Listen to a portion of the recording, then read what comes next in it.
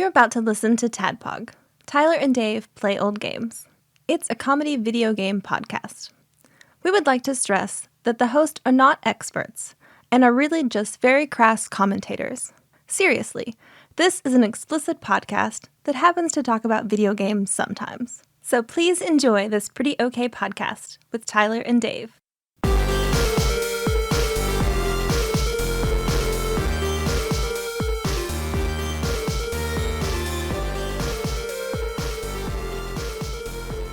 Hello, Internet, and welcome to another TADPOG podcast. It's a show where, just two old guys. Just one guy. Just one guy. The other one died. Oh, just one. Just from illness. Just one guy who plays very strange pre-recorded messages. If I die, well, when I die, make supercuts of you so you're still on the show. No, if you could just do them less long form audio letters to me, that would be great. Yeah. All right. Dear David, I played Super Adventure Island this week. I think you might have enjoyed it. Thank you. If you were still alive, you probably would have liked it okay. What's it like on the other side? Or are you there at all? We don't know. Yeah. I don't know, man. Tie a rope around somebody and send them through a portal of light and find out. So this week, just me and you talking Super Adventure Island. Super Adventure Island. We're back. We're back. SNES form after an all calls, which I really enjoyed. Yeah. Thanks for doing the all calls. That was a nice. I needed that break. You can get sick anytime, so we can do all calls. I'm happy to make that sacrifice for you.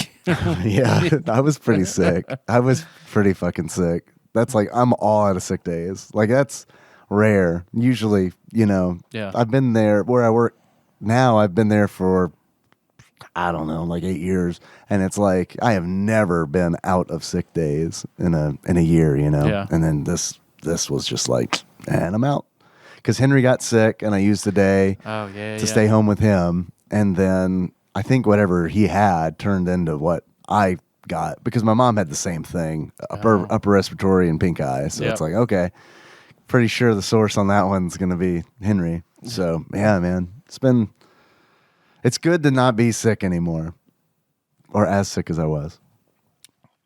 Because you sounded like Phoebe in the episode of Friends. Like you tell you were sick. Yeah, but like in the sexiest way possible. Yeah, I'm not. I don't have that anymore, sadly. Well, what else have you been up to this week? Anything? I've been playing a bunch of Adventure Island games because I beat Super Adventure Island, and then me too. Yeah. I wonder what that says about the game. And then, so I played. I've got that Game Boy that Big Dick Pie Baker Chris Vaughn modded, and a work of I love it. And beauty. So there are two Adventure Island games that came out on the Game Boy. Oh. One is like a port of Adventure Island 3, I think, and I played through that, beat it, and then there's another one that is, I think, like a hodgepodge of different levels from some of the NES games. And so I played through that too, and they're fun. I don't know. I mean, I'm sure we're not ready to get into the game talk, but like we can. We can share stories later. I loved Adventure Island as a kid. Like I never owned Adventure Island on the NES. I enjoyed it too. I was terrible at it. Yeah, me too. It's a different game than what it is for Super Nintendo. Yeah, it is. Yeah, for sure. And it's like there is some of that DNA there, but it's not. It doesn't feel like a NES Super Adventure Island game. Because Adventure Island for the NES, is that would you call it an endless runner? Because you're constantly moving forward, just... You're not, though. Dodging? On the skateboard, you are. Originally, they wanted to make it just like you can't stop, like an auto-scroller. Yeah, that's what I thought it was. It's been such a long time. Okay. On the skateboard, it is. And that was kind of like the compromise that they made during development, where it's like, because originally it was going to be Master Higgins, Wonder Boy, as it started, as Wonder Boy. It's just going to be constantly moving. Can't stop. He's just moving from left to right. Mm-hmm. And you jump and kill things and like an endless runner, like you were saying. Yeah. And then they were like, no, I don't think that's a good idea.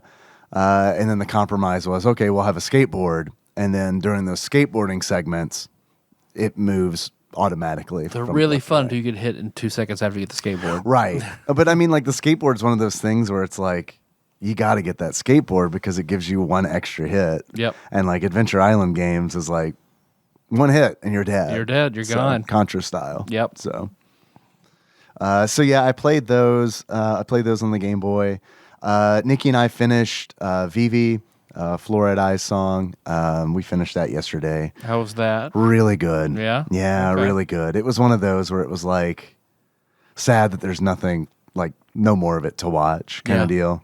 Like that melancholy kind of feeling where it's like, man, that was really good, but there's no more of it. And like the way that it ends is like, it's over. You know, it's like, it's which I like. I like self-contained stories like that. Which sometimes, I mean, you get upset about it, but like I would love more Hades, but yeah. I still love the idea. I saw somebody on Reddit post about like Hermes helping Hades or helping Zagreus get to Mount Olympus before he dies. And once he makes it to Mount Olympus, it keeps him alive. But he hates it on Mount Olympus. It's fucking terrible. But he can't get home. He can't get back to the underworld before he dies and he comes back on Mount Olympus. Why would he come back on Mount Olympus? I don't know. Oh, okay. That was just the thing was just wanting to flip it on his head. So he's trying to escape Mount Olympus, and it's Hades, Nyx, all the chthonic gods trying to help give him boons to get out of Mount Olympus and get home. Okay. Or maybe he can't. Yeah, if he can get beyond Mount Olympus and die, he'd go back. But Zeus keeps stopping him because he doesn't want him to leave. So he keeps stopping him before he can actually leave Mount Olympus. If he actually got away, he'd die and go back. I think the only way I'd be interested in more Hades is if there were different gods with different boons and all that.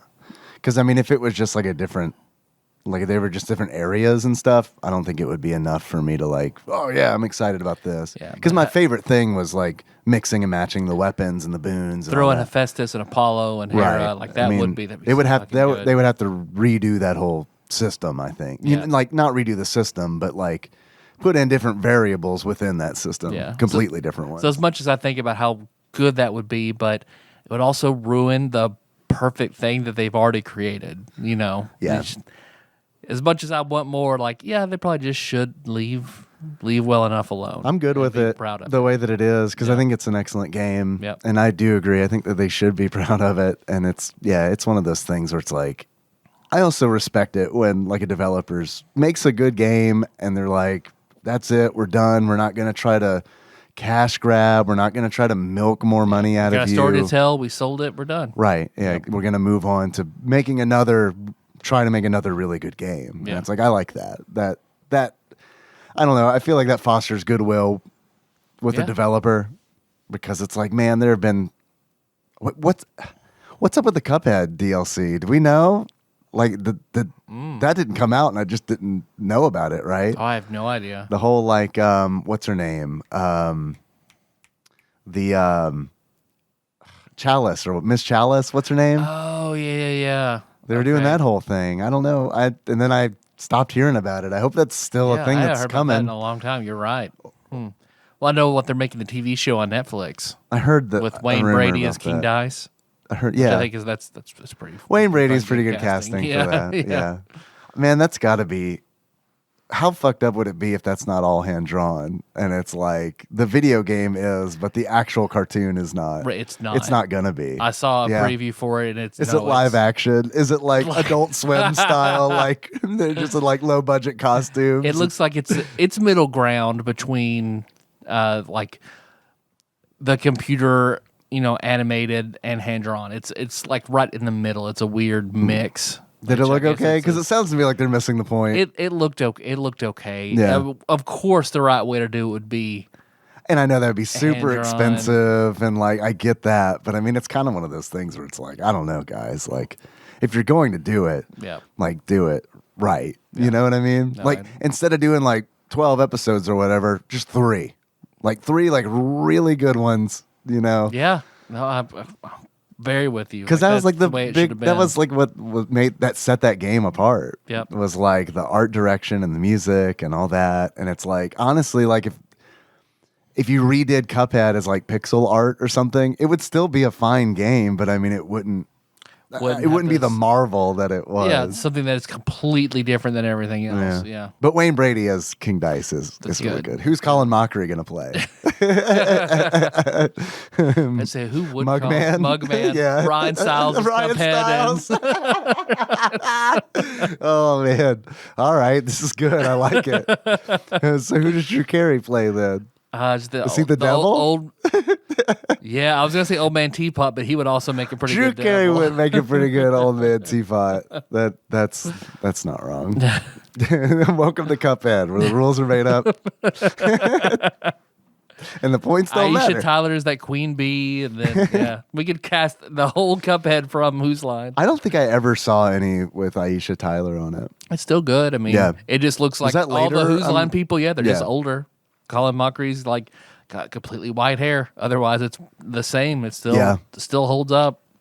They're still funny. They're just older. Yeah. Well, yeah. I mean, it's like that picture we saw of everybody and Kids in the Hall. Like, they're older, much older. Yeah, I don't like that because that makes me feel old. Yep.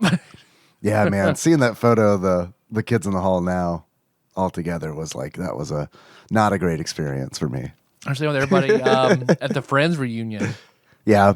How they had changed. Like, yeah, but I mean, they still look pretty good for the most. I mean, you can tell there was like some Botoxing millionaires. And some work. I mean, yeah. No. I don't think Kids in the Hall, I don't think that cast was really like worrying about facelifts and you know what I mean? It's true. So, I didn't get to ask you last time. How was your birthday? Well, the July the 2nd. So that was when my brother had his gender reveal. Was the 3rd. So what is he? We didn't go anywhere. He's having a boy. Yeah? Yeah. All right. A name to be determined. I was about to ask, is there a name yet? Yeah. So to be determined. Ryan 2. Right. Not Junior. Ryan 2. Ryan 2. Yeah. Like Mewtwo. It's all one word. Ryan 2. He did a burnout, and it produced the color of smoke that the gender would be. So they wanted a boy since the blue tires didn't give it away. They already have a girl. He and Kate. Kate has a daughter, so they already have a girl. So they really wanted the blue. So, yeah, they're very happy. Cool. But just perfect, and it gives Jack someone to play with. Perfect, love it. So the next weekend, Melissa and I went to House of Cards in Nashville, which the Kevin Spacey Museum. Yeah, we both got I got sexually assaulted. She didn't. Right? Yeah. Were you dressed as a small boy? Oh, you have to. Dress code. Here's your backpack. Here's a backwards red cap. Make sure it stays backwards. Mr. Spacey does not like it when you cover your face. He's very specific. We need you to shave your beard. Here's a peanut butter and sandwich. Eat that just very vigorously before you go down there. Do they make like bald caps for beards? Is that a thing? That has to be a thing. You think so? I don't know. They could just CGI your beard out. I mean, they CGI gave, what? Did they give, in one of the Captain Americas, did they CGI him a beard? I don't know. Oh, the only one I know about is like the Superman CGI the mustache. Maybe that's it. Maybe that's what I'm thinking of. But I mean, look, man. Disney, Marvel, they've got they could probably CG a beard. I've seen those movies. They could CG a beard. Yeah. They made me believe a raccoon could talk and fire a gun. So, and in Little Nicky, that a dog could talk and fire a spear out of its dick. Yeah, this firing the spear out of his dick, that didn't really look realistic. But the dog talking, I believed. So House of Cards, it is like in a little behind a little nondescript hallway door in the back of the Johnny Cash Museum. Okay. So like. We went in, so we already had a reservation. I think they don't advertise anywhere. It's strictly word of mouth. I've never heard of it. Is this a restaurant? It's where, Paul and Chandra would go, and that's where Paul got the inspiration to make Simon in the Call of Cthulhu game. Oh, okay. So it's like a card trickery thing? It looks Cardistry? like a speakeasy. You go down there, and it's very low ceiling. They have all sorts of framed cards that are playing cards that are hundreds of years old. They have a very high-end menu, like food and drink. Do they have any Nintendo playing cards? God, I'd love a set of that. Man, I'd love a set of those. I've looked before. Yeah. There are some, but it's like... It's probably so hard to tell if they're real or not. Well, and like the ones that I found were clearly like modern. You know what I mean? Yeah. They were like, these are Nintendo playing cards, but like they were manufactured who knows where. You know what I mean? And they just have Nintendo logo on it, right? Yeah, no. It's real. There's Mario in here. Yeah. It's Mario as the king, and then here's Peach. Yeah, come on. Right. That's what you These wanted, are playing right? cards. You said you wanted playing cards. Nintendo playing cards. That's what they are. We have Nintendo playing cards at home. You can only make reservations 2 weeks in advance, and it books up very, very quickly. So we managed to get a seat at the bar.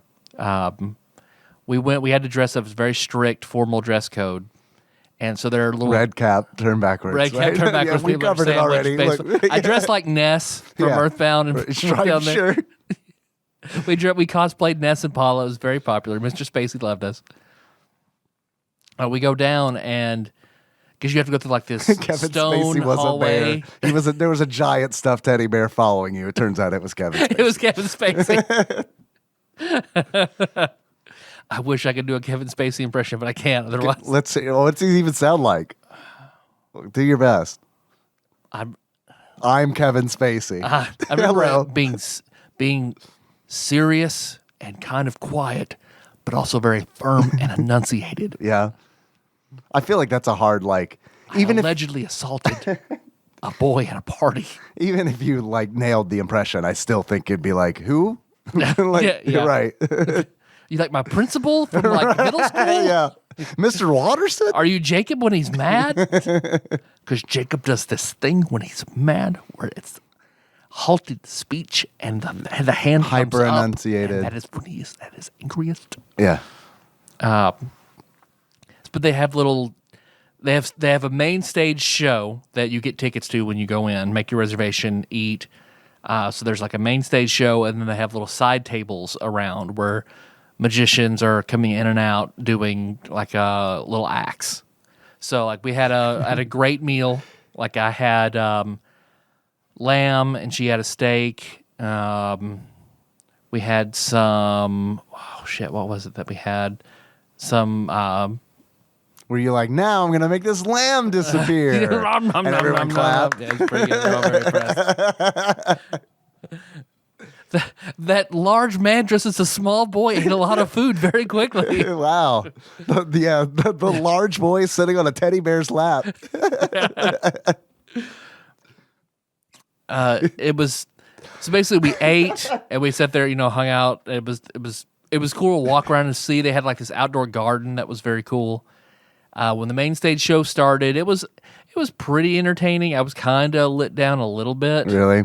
Because it was just like, a small... The main stage was probably... Were you like, wait a minute, that's not real. That's not magic. I went full Josh's ex-girlfriend, where he didn't really do that. God, that's not real. I loved watching like fucking street magic shows and like Mind Freak and shit with her, because every single time it was like, that's not real. It's like, no shit, magic's not real, man. No shit. Because of course, I had to tell that whole story to Melissa when we were down there. Right. Told her all about her. Naturally. All about, like, after that. That's after watching magic with her. That's whenever I decided to do I'm going to keep track for 1 hour every time she says something negative or shitty and make a tally mark. And then tell Josh, okay, here are the things that happened after the fact. And it was like, on average, 2 shitty things a minute for an hour. It was something like, even I was like, holy shit. Like, I can only imagine if this happened when we were watching magic. And I told him afterward and showed him. He was pissed for a second, but then also, like, realization crashed over him over just how negative and his ex-girlfriend always was. Sweet lady, but toward the end there. Sweet lady. I really liked her. That's the way you first. describe, like, a teacher who's 40 years older than you. Sweet lady. She's sort of like that. Yeah. But yeah, then doesn't believe in magic, but sweet. Does sweet. doesn't think that he really pulled that coin out Dirty of nowhere. muggle, but sweet. Man, what's it like watching a Harry Potter movie with her? Magic, that's not... No. This would never happen. That Sorting Hat's a robot. Yeah, the school is like all a big farce. Is Hogwarts accredited? Yeah, I guess I wonder what is there. Is there an international council that certifies wizarding colleges? Do any of them get a degree? Like, because they're only like 4, I think. They're only like 4 wizarding schools. Yep. Because I want to say there's one in America that didn't participate in the Tri-Wizard Cup or whatever. Yeah. But then the Durmstrang in Russia and whatever the one is in France. Have any of the books ever taken place in any of those schools? Nope. No. I mean, that would be interesting, but of course now J.K. Rowling is a total and complete piece of shit, and I won't contribute to her work any longer. Yeah, she's definitely... holy fuck. Yeah, burned a bunch of fans. I mean, watching all this stuff on TikTok about, like, retrospectively, like, looking back at all the shit that she did, like, yeah, we'll have one black character, Kingston. Okay, that's cool. So, one powerful black character. Okay. Shacklebolt. That's what you're going to name your one powerful black character? Yeah. Okay. And then 10 years after the fact, oh, by the way, Dumbledore's gay.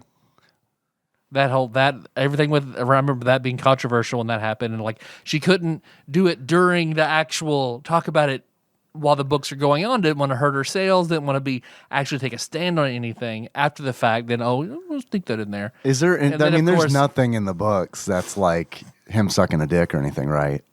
Oh yeah, but I mean, that's just how wizards do. Man. Yeah. Man, I gotta get this fucking potion going, man. Potter, that's how you make.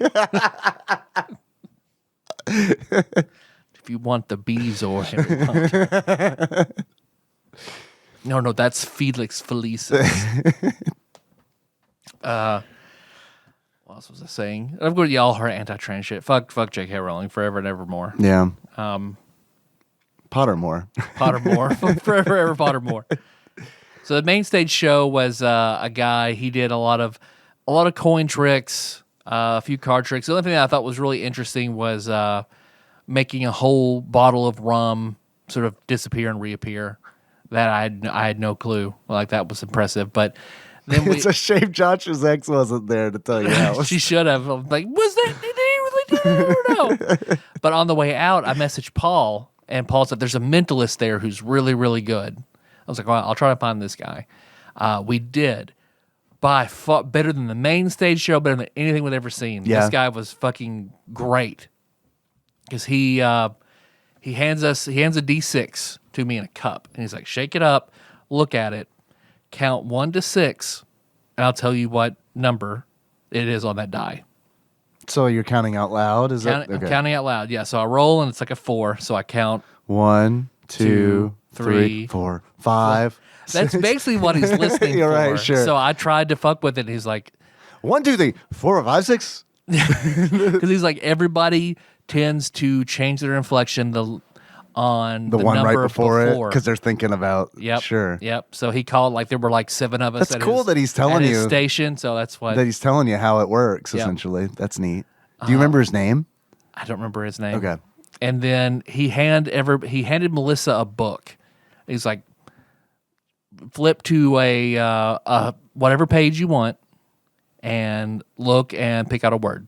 Okay. Keep it in your head. All right. And then he did something where I was focusing on Melissa, but he did 2 other different things with 2 other people. And he's asking them questions as he goes through. And when he looks at Melissa, he's like, so you picked your word. Yes. Look me in the eye. Okay.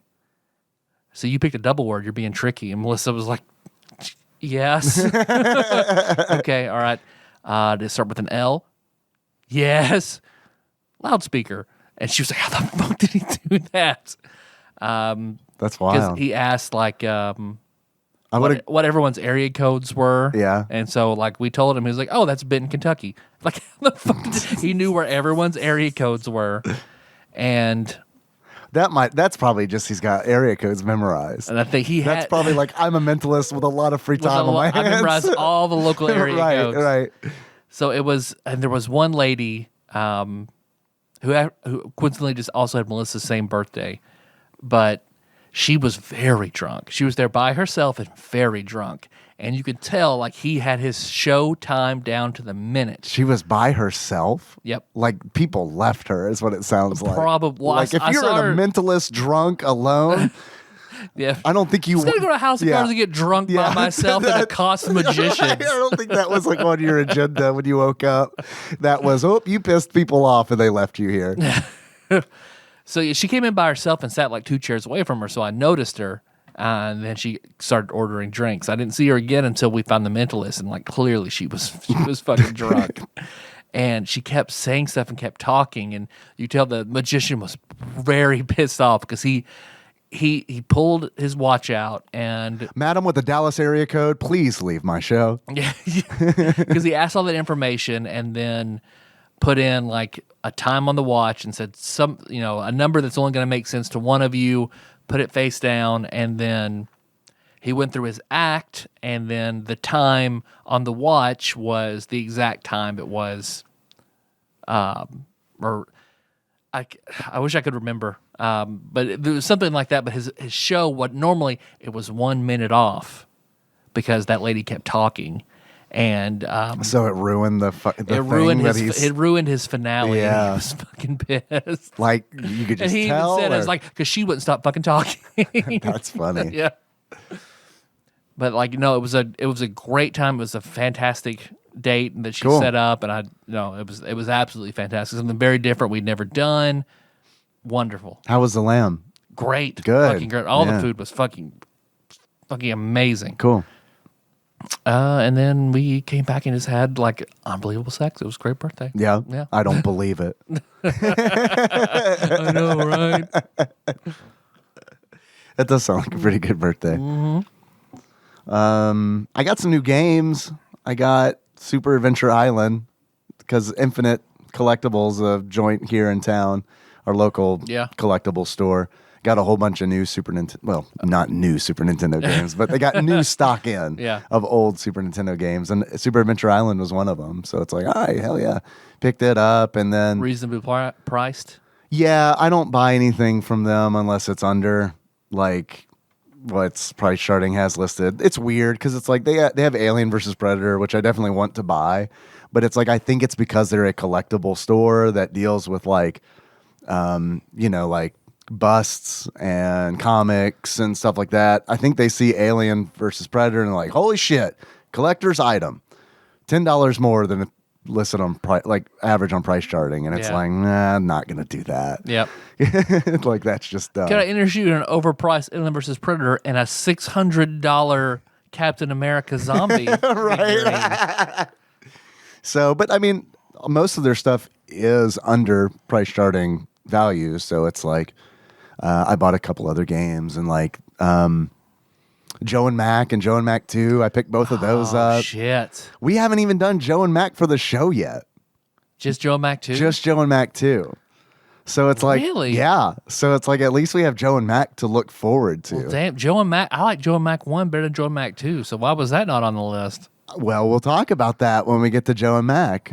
Because, I mean, I played both of them because I picked them up, and it's like I do the thing where it's like test them to make sure they work and then end up playing them for hours kind of deal. Joe and Mac is so good. Joe and Mac's really good. I've got like really good memories of playing Joe and Mac in the like not in the arcade, but on an arcade cabinet, like in front of Kmart or something with cousin David. That might have been the first game I ever rented. Yeah, for the Super Nintendo? Yep. Man. Yeah, Joe and Mac, good game. So I played both of them, and so I definitely was able to compare them. And then I got Shadowrun. I bought Shadowrun from Game Bug Prime Nate. That's been on my list for like a long time. And then like everything got super expensive, so it was like, well, I guess I'm going to put off getting Shadowrun. But Nate got a copy, and he posted some stuff that he got, some carts that he got on Discord, and I was like, hey man, if you ever want to, get rid of that Shadowrun, let me know, because I'm looking for a copy. And he cut me a pre-COVID price on it. All so right. yeah, it was very nice. Yeah. Cool. Yeah. So yeah, that's pretty much it. That's all I've been up to besides being sick. Yeah. Well, I guess I don't really have anything. Well, I guess I should say that I am alone now. Everyone left today. Our schedule with you being sick, we recorded on Tuesday, published on Wednesday. Our new recording date being Thursday. So we weren't ready to turn back around and record in 2 days. So now we're recording on Saturday. Right. Which also, as of today, Saturday, my family is gone. They've left me. They left you. Left me like a dog. Dogs usually get to go to like a kennel or something. Yeah, but unless they left you here with Ian. Ian's going to watch true. you. So Jack has he has a sort of we want to get him into this 3-month intensive program in Orlando for his basically to get him off the G-tube, which he's getting better every day when it comes to eating. Like he'll eat all sorts of crunchy things. Now he'll eat the cream out of an Oreo, which is a new texture for him that he seems to like. He's drinking a lot more than he was before, so I think it's definitely feel good about it. So getting him in a very structured, high success program, but he has to go down there and make sure he meets all the requirements, that they can work with them. So Melissa I can't work with this kid. He won't even eat the cookie part of an Oreo. Yeah, just the cream. Who the hell does he think he is? So I wasn't able to get off work. So she went, her dad and stepmom went with her, and all the girls and Kenna, and they all went to Orlando for Jack to do the part of this program to see if he can get in. And they decided to turn it into a little vacation before school starts. Yeah. So they're gone for a week. Yeah, much faster than I thought it was going to. But so yeah, they're gone, and I'm here, and I'm going to make sure I do a lot of projects and a lot of online schoolwork. Yeah. So yeah, it's sad. I went back in the house, and it was like, man, it's never quiet. This is really, man, you're not even enjoying the first day. Yeah. You're already in the sadness. Yeah. Whenever Nikki and Henry go somewhere, like the first day is like, holy shit, this was awesome. I love this, and I do. It's just like, man, this is fucking great. I don't have to do anything. I can do whatever I want. And then the second day, I'm again like that. And then the third day, I'm like, I wonder when they're going to come home. Oh, well, I mean. I'm done now. It's not fun anymore. I mean, it's still kind of fun. I'm a kind of person who like really, really treasures my completely alone time. Yeah, that's good time for me. Oh, I guess I nearly forgot. We do have a package. Yeah? What we got? All right, here's a letter. It came into the ye old P.O. box. Ye old P.O. box. Dear motherfucking Tadpog, it's your boy, Mitch. It's your boy. Been trying to get this homemade Kahlua to you guys for a while now, as Tyler knows. Well, here it is, courtesy of my dad, Kahlua Emperor Joe. He'll love that, lol.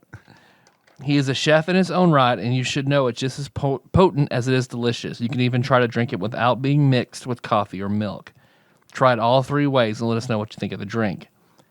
I force him to listen to the show in the car every time I need to take him somewhere. I'm sure he loves it.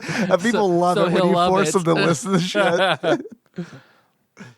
Don't work too hard, Tyler and Dave. The show is amazing, and just know I work 50 hours a week, and you guys are in my ears for most of that. That's a long work week. That's how good your backlog is and all. Love, your boy Mitch. Running out of ink. So it's super light, and he colored some portions in. Did he write running out of ink? Yeah, at the very bottom. Yeah, that's great. Well, cool. Thanks, Mitch. What you didn't say what your dad thought of the show. You don't work too hard either, man. 50 hours a week, that's no joke. All right. So here, plastic wrapped in what looks like it was used to wrap up disposable styrofoam bowls from the dollar store. Okay. I appreciate your inventive use of packaging. Barefoot Riesling. That looks like wine. Yeah. You want to get wine drunk? We could do that. Wine drunk's pretty fun. Oh, no, I guess he just reused the bottle. Oh, okay. All right. So this is... Wine hangovers are bad, but the wine drunk is fun. Yeah, I think I've never had a wine hangover. It's not good. So here is homemade Kahlua that we can add coffee or milk to. All right, awesome. So save that and make little drinks to go with our spicy foods. So that sounds good. On the The totally gonna happen Patreon video. What if it's a troll and that's actually wine and we end up pouring wine into our coffee? Or it's like his cum that he saved up for 6 months. Well, no, it's homemade Kahlua. Well, I'm not drinking that. I just drank nothing but coffee and milk for 6 months and jerked off into a bottle. Yeah, you just made it to where I'm not going to drink that. That is what you just did. What's our P.O. Box, if anybody wants to send us some stuff? That is TADPOG Studios, care of Nicole Nance, P.O. Box 3785, Paducah, Kentucky 42002. Nice. I'm really glad you have that memorized because I don't have it memorized at all. Well, it was on my part of our papers that we used to read. Right. So. Yeah, that's true. Mitch, thanks for the cum in a bottle that I'm totally not going to drink. I mean, it might be good. Depends on how How do you think the most delicious cum or not? I don't know. Is that a contest held annually? Who has the most delicious cum contest? Every year at prom is what we're going to do. There's like a panel of judges. How do you do that? Straight from the tap or like? That would be ridiculous to do it from the tap. That'd be embarrassing. So would it? I mean, did you get messages about wanting to see a TMU Go Corpses T-shirt? No, I didn't. Did you? Yeah. Yeah, people knew better than I would totally buy that. a TMU shirt. Yeah, I'm about to say, you can throw your wishes at me. Shit in one hand and wish in the other. I already said on the show that I'm not doing it, that it was you. But I'll do it. So, I'll do it in paint. It'll be wonderful. Let's fucking go, man. I want to see it. I'm excited. So you have an award-winning graphic designer on your show, but the chef designed your shirts? Yeah. Does he You won't find that anywhere else. Does he not like his job or something? Exactly. Yep. Yeah, you got it. Hey, you fucking nailed it. I don't blame you at all.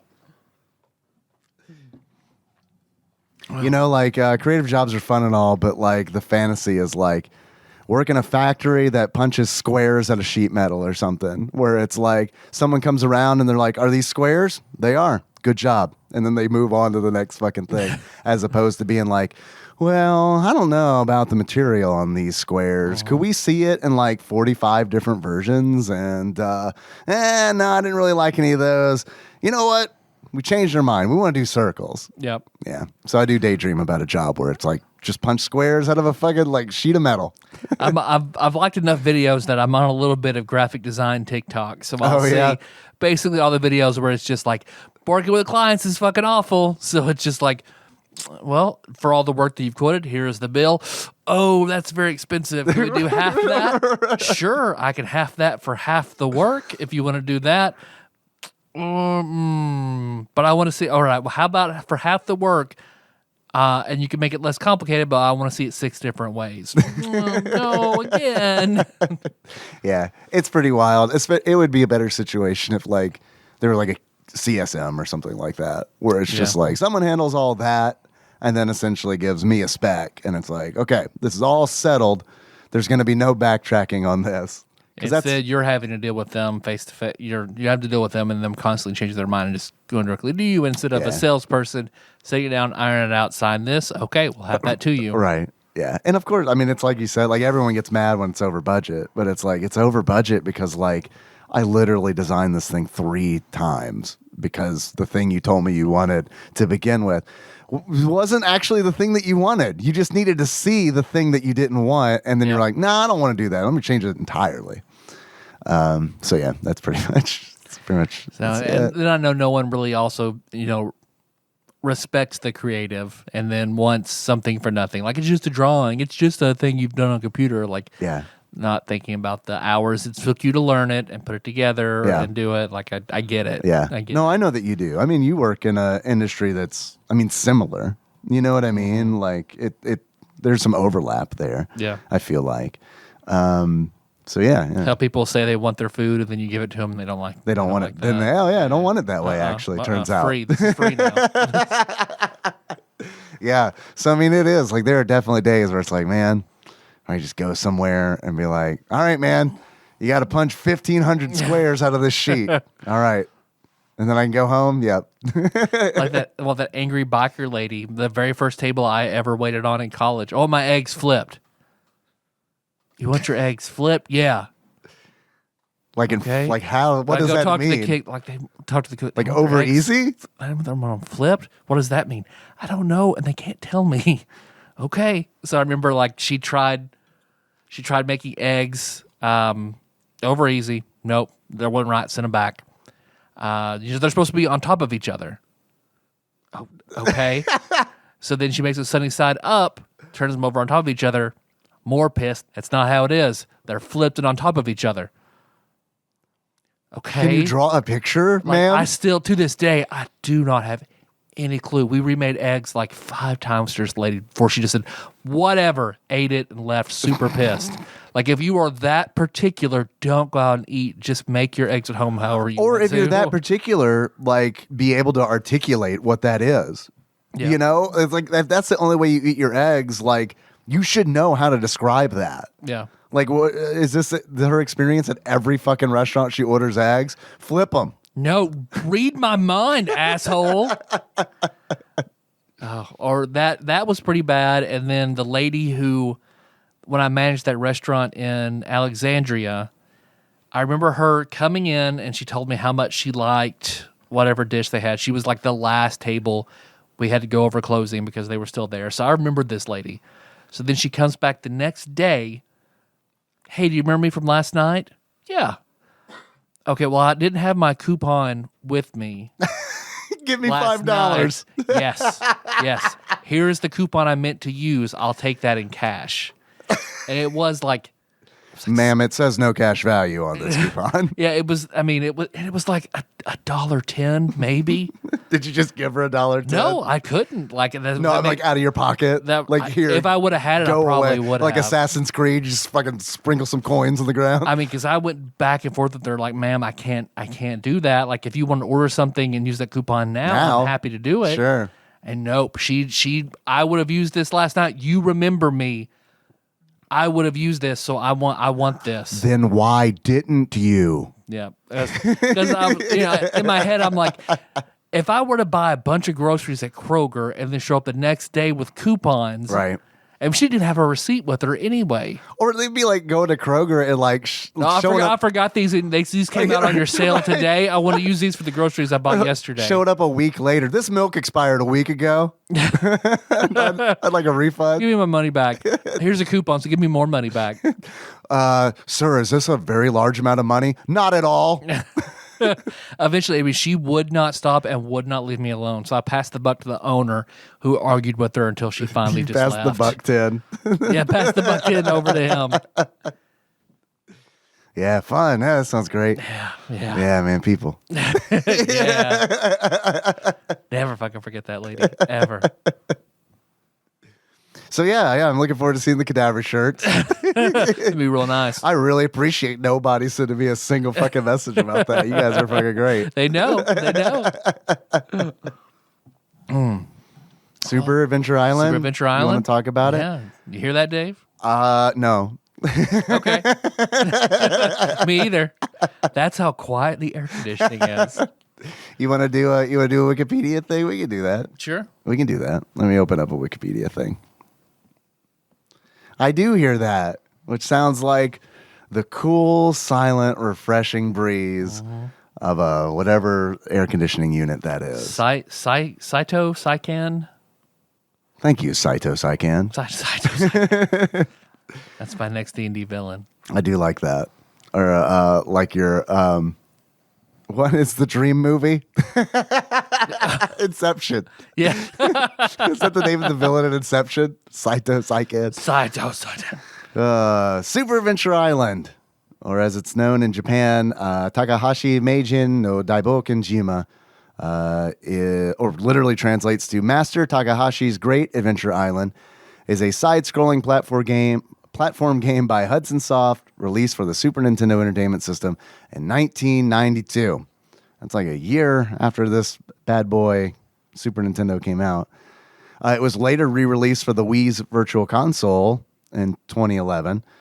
It was the first Adventure Island game released for the SNES, And it came out between Adventure Island 2 on the NES and Adventure Island 3 on the NES. It was later followed by Super Adventure Island 2, which our next episode is going to be on. And the game's soundtrack was composed by Yuzo Koshiro. And that's all that I have to say about Super Adventure Island. I hope you guys have enjoyed this episode. Thanks for listening, everybody. Koshiro is mostly known for the Streets of Rage soundtrack. Okay. With the house music, which doesn't really appear in Super Adventure Island. I think the music in this game is really good. Mm-hmm. It is wildly out of place at times, but I think it's really good. There is a part in the game where a whale eats you out of nowhere, and then you're just full Jonah's you. Yeah, and then you're inside the whale swimming in its whale guts. And I swear to you, the music is like Cinemax at 11 o'clock. Like it is soft core porn. Yeah, well, you're getting them wet insides. You are getting the wet insides. That is true. That is true. Painting that whale's insides with your boomerangs. Gross. Your boomer wangs. Nice. My dad's got one of those. So do we. We've got millennial wangs. Zennial wangs. Look, man, if you're outside of the 20s, you're a boomer. That's just how that works, I think.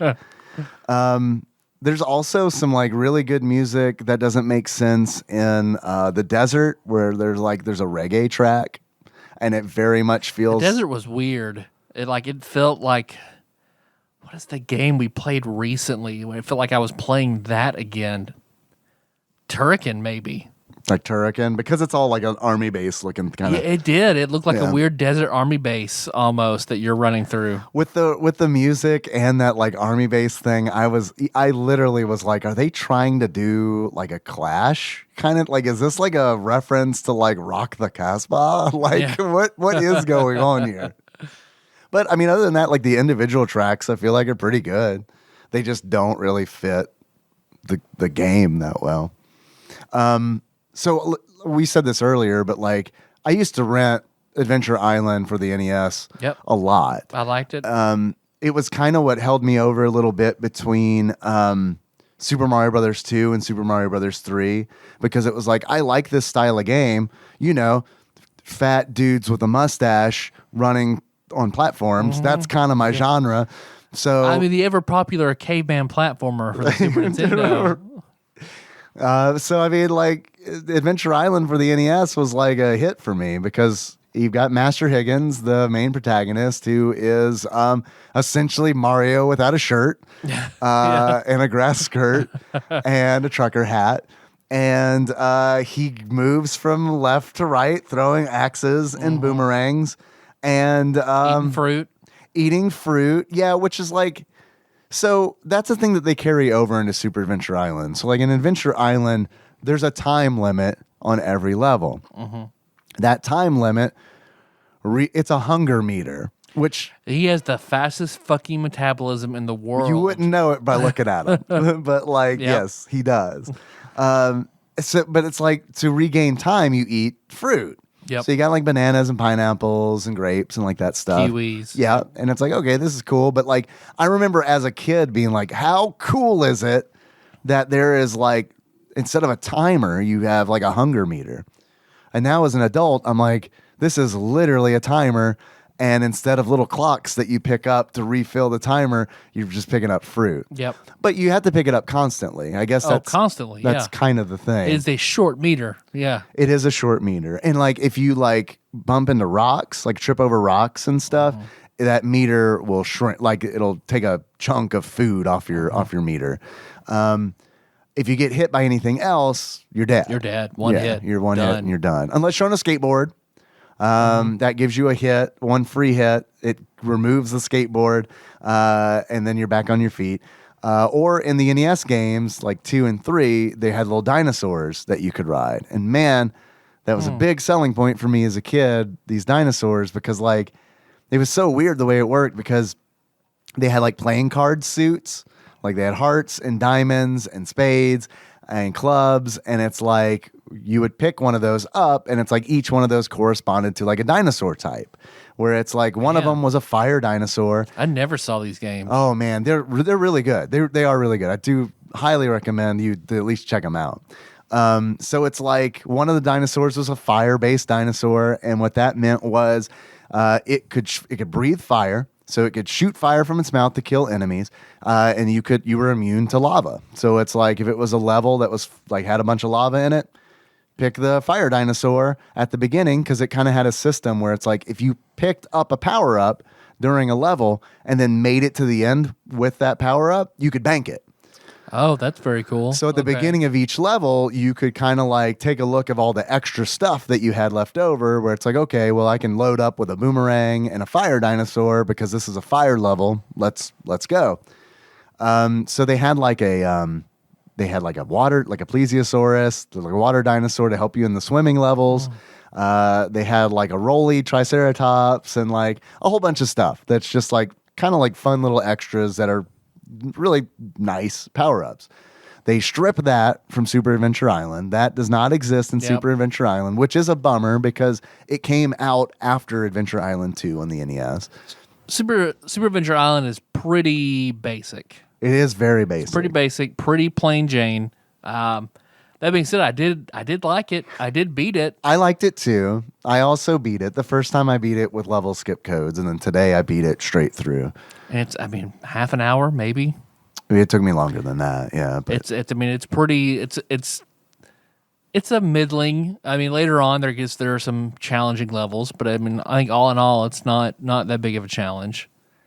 That golden dragon boss that frustrated me for a little while. Oh, you're talking about the stage 3 boss that is like the Battletoads snake level? Yeah. Where you have to, like, he pops out and you have to ride on him as you're hitting his head. Well, I didn't know I had to hit his head, so I just rode around on him for a long time until I was nearly out of time, and then just unloaded on him and killed him at the last possible second.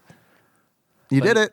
I did it, but I died to lava coming out of all these holes, and then because he doesn't attack you directly, right? I think it's a cool idea for a boss fight. It's a cool idea, and then this game does have more leaps of faith than I like. Yeah, and for him, it was a lot of those trying to either he turn left, turn right, somewhere down there you don't know. Yeah, if you get a little bit behind, like if you have to wait for lava to fall down out of a hole. I agree. I don't think it's full of them, but it has its share of them. And that is not this is not like I'm not defending the series, but it's like I feel like on the whole that series doesn't really have a whole bunch of that in it. Yeah. So it does kind of suck to see that in a boss fight. But then again, in the NES versions, the boss fights are all very straightforward. Like the boss fights in this game are probably more epic than any of the boss fights on the NES. Yeah. Like you've got like the bosses in Super Adventure Island, they're big. They have different mechanics. Like I feel like on the NES, they're small and they kind of like do the thing where it's like, okay, they start at the left and then they fly over to the right, and that's their only pattern. And then they kind of repeat that. The Super Nintendo, like Super Adventure Island has the underwater squid boss that like he covers himself with his arm and then he'll lower his arm, and as he does that, he spits out like fish enemies that come after you. Yeah. And then he has like spikes above, like these little spiny fish above him, so you can't. Right. Because like feel like, so you get boomerangs and you get axes. Axes, they arc up and fall down, and then the boomerangs pretty much you can aim them any direction and they go so far and then come back to you. And it's nice because they home right back to you. Yep. It's not like you throw one and if you're not on the trajectory that the boomerang is, you lose it. It comes no matter where you are. It's a magical boomerang. Yep. And you can collect more, and it makes more projectiles and it resets if you get hit. But right. So if you get 3 boomerangs, you can throw 3 boomerangs at once, then come back to you. And then I don't know if you collect a 4th one, they turn pink. They turn into fire. Yeah. Okay. Which the fire stuff is really good because like that squid boss I was just talking about, if you have like fire axes and when he raises his arm, it normally blocks like regular attacks. But if it's fire, it just goes right through it. Ah, okay. Because I died before. Excited to die and reset because basically on all the normal levels, you want the boomerang. For the bosses, you want the axes. I feel like, and then there's almost an axe right before you get to a boss for you to pick it up, because all those bosses are much easier. Playing the levels with an axe sucks. Playing a boss with a boomerang sucks. So I feel like that's kind of the way it's set up. But yeah, if you have like 3 flaming boomerangs or 3 flaming hammers, yeah, you're right. It's very nice. And then you have to change over. The first boss was like, he almost looked like the Neko cat, the lucky cat with the paw that comes down. Like if you fucked Olmec? Yeah. Yeah.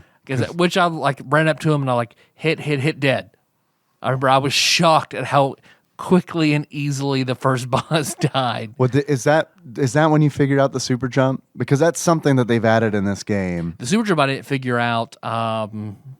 I feel like it was after him. So you just killed him really fast. Yeah. Okay. Did he spit any of his fire onto the ground? No. Okay. I just ran straight up and just dead. Okay. Because he, like, the way he works is, because he's a giant boss, kind of fills the screen, and he'll open his mouth and vomit out lava, and that lava turns into like a wall of fire, like a wave of fire that comes at you, and you have to jump over it. And the way you have to jump over it is you have to use a super jump, which is new to the series, because, like, as far as I know, that didn't exist in any of the Adventure Islands on the NES. Yeah.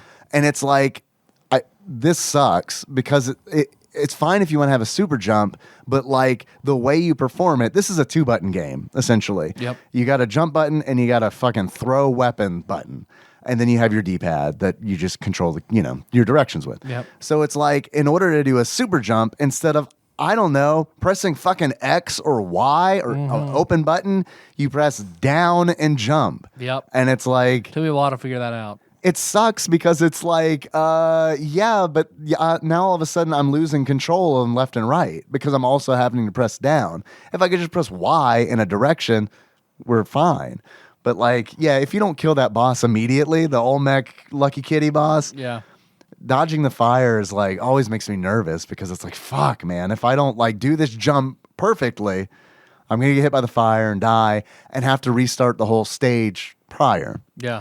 Because when you die to a boss, you have to play through the level that you played to get to the boss. And that's an Adventure Island staple, too. That's not new to Super Adventure Island.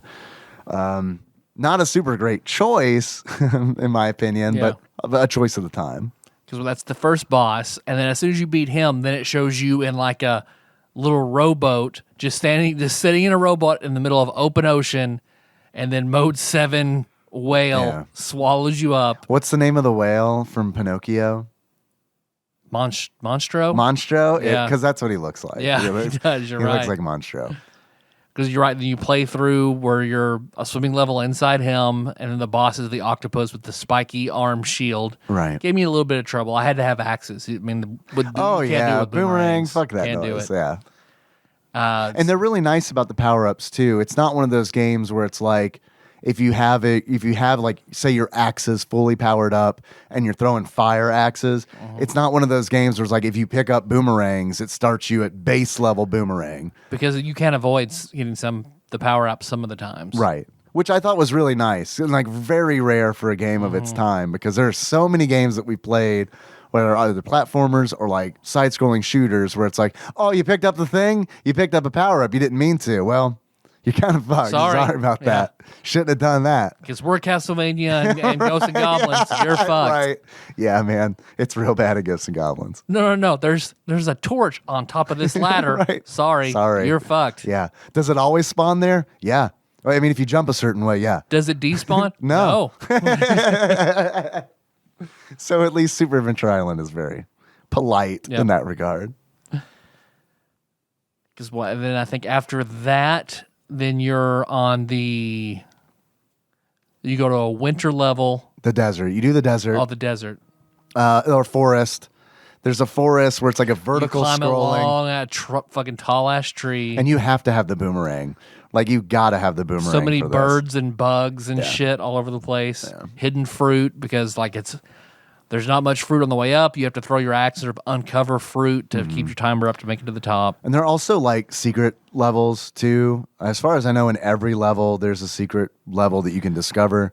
Oh, with a little star that you collect. Yeah. I collected that 2 or 3 times and immediately died. Yeah. Each time. Like I'd figure out a new thing every time, but not enough for me to stay more than 2 seconds. As far as I know, like the secret levels are all like trampoline based, where it's like there's no ground and you have to jump on trampoline from trampoline to trampoline to trampoline to trampoline. And if you collect all the items that are between the trampolines, a 1-up appears and you collect that, and then you're... Which it's not, if you get fruit, you get plenty of 1-ups, so it's not... You get a 1-up every 50,000 points, which is really nice. Yeah. Because, I mean, you're collecting fruit anyway because you want that timer to be full. Yeah. So there are a lot of, it has its challenging spots, but it's pretty forgiving, so I don't think it's, I think you're a Super Adventure Island savant, is what I think. Oh, you thought it was pretty difficult? I mean, it took you 30 minutes. It took me 3 hours on stream with level select. And then today I was able to probably play through the entirety of it without level skip in like an hour. Mm. So yeah, I think you might be a Super Adventure Well, maybe Island I'm probably not thinking about time correctly then. Oh, well, I mean, fuck, man, I don't know. I'm just impressed that you got through it that fast. I think the speed run, because I looked today, I was like, I got through this in an hour. I'm sure that's not even on the leaderboard, but like, what's the record time for this? It's like 16 minutes. Damn. Yeah, it's pretty good. Pretty fucking good. It's not very fast. That's a complaint of mine. I would recommend, honestly, any of the NES Adventure Islands over this one because... it's like they didn't want to... It's like they were doing it new on the Super Nintendo, but didn't really want to jump in whole hog with it. It's like they Which is held weird. Back. It's weird. Very weird, and I don't know if they wanted a different experience or what the decisions were. It almost feels unfinished. It's kind of... I don't know. It felt a little empty to me. Empty and basic with the same few types of enemies. Definitely basic. So palette swapped eels and walruses. And you want a brown walrus or a gray walrus? We got them both. Yeah. Here's a dragon with shades coming down on a balloon. Yeah. Here's a penguin who does an E Honda move at you. I hate those. They penguins. can come from behind you. Yeah, that's what I hate about them. Here's an animated candle. Yeah, he'll shoot flame out. Also, you want to fight Lumiere? Fucking fight Lumiere. Here you go. You've always wanted that, right? Lumiere for Smash, confirmed. No, I wanted to fight Cogsworth, not Lumiere. I like Lumiere. Fuck Cogsworth. Yeah. Lumiere, more charismatic. I think Cogsworth is probably like the better person. Yeah, the lawful person. Lumiere's got like some rapey vibes. Yeah. Be our guest. I will put the roof in your drink. While you sleep, I fondle your chest. Pour my hands all over your tits. I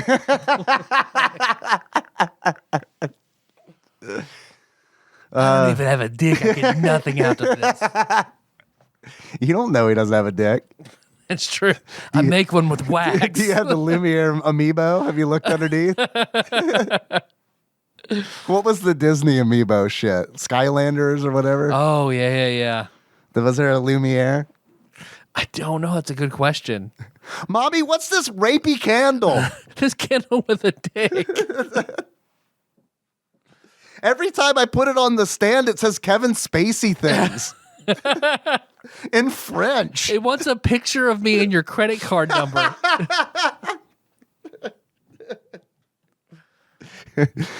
It keeps asking me who was president in 1984. I don't understand.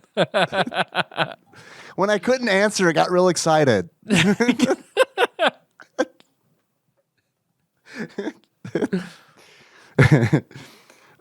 yeah, the game Super Adventure Island's too slow. There's no run button. Who wrote Take On Me? I don't even know what that is. There's like, I don't know. Adventure Island's always fun to me because like it's like Mario where you just hold down the fucking attack button and you run and you go really fast. And like there are times where it's like playing the Game Boy versions, it was fun to be like, I'm not going to have a weapon. I'm just going to try to like platform, jump my way through this and not even attack anything, see if it's possible. And it like always is possible. And it's fun to just go through as fast as you can. So like not having a run option, like having just your base ass speed, really doesn't feel good in this game. Yeah. It feels like it needs to have a run button. You got to be able to run. Something. It doesn't feel like Adventure Island. Also, your items aren't coming out of giant eggs. What the fuck? Giant eggs. That's like a big Adventure Island thing where it's like, I remember being a kid and being like, a fucking skateboard just came out of a giant egg. What the fuck? This game is awesome. This game doesn't do it. This game's just like, here's your skateboard. You just found, oh, look on the ground, a skateboard. It's a skateboard. With a helmet and knee pads and elbow pads. Right.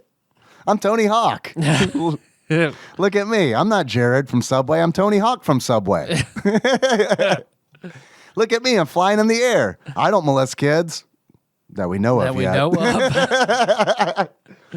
Quick. Who was president in 1996? Who Socks the Cat? Yeah, Socks the Cat. We need to do that pretty soon. Because there's the next boss, the golden skulled skeleton with a lightsaber.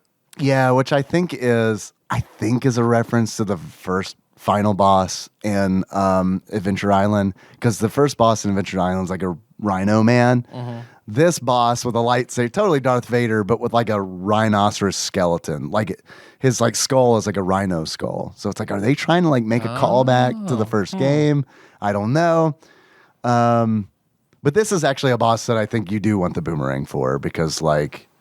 Oh, I'd have the axes again. Really? I couldn't do him with the boomerang because I had to, once he'd swing down at me, then just jump back and I could throw and arc the axes over his sword and hit him. What I would try to do is space it just perfectly so like when he swings the saber down, there's like a couple pixels difference between me and it, and I just jump then up throw and throw him straight a bunch of times. Thanks for that, yeah.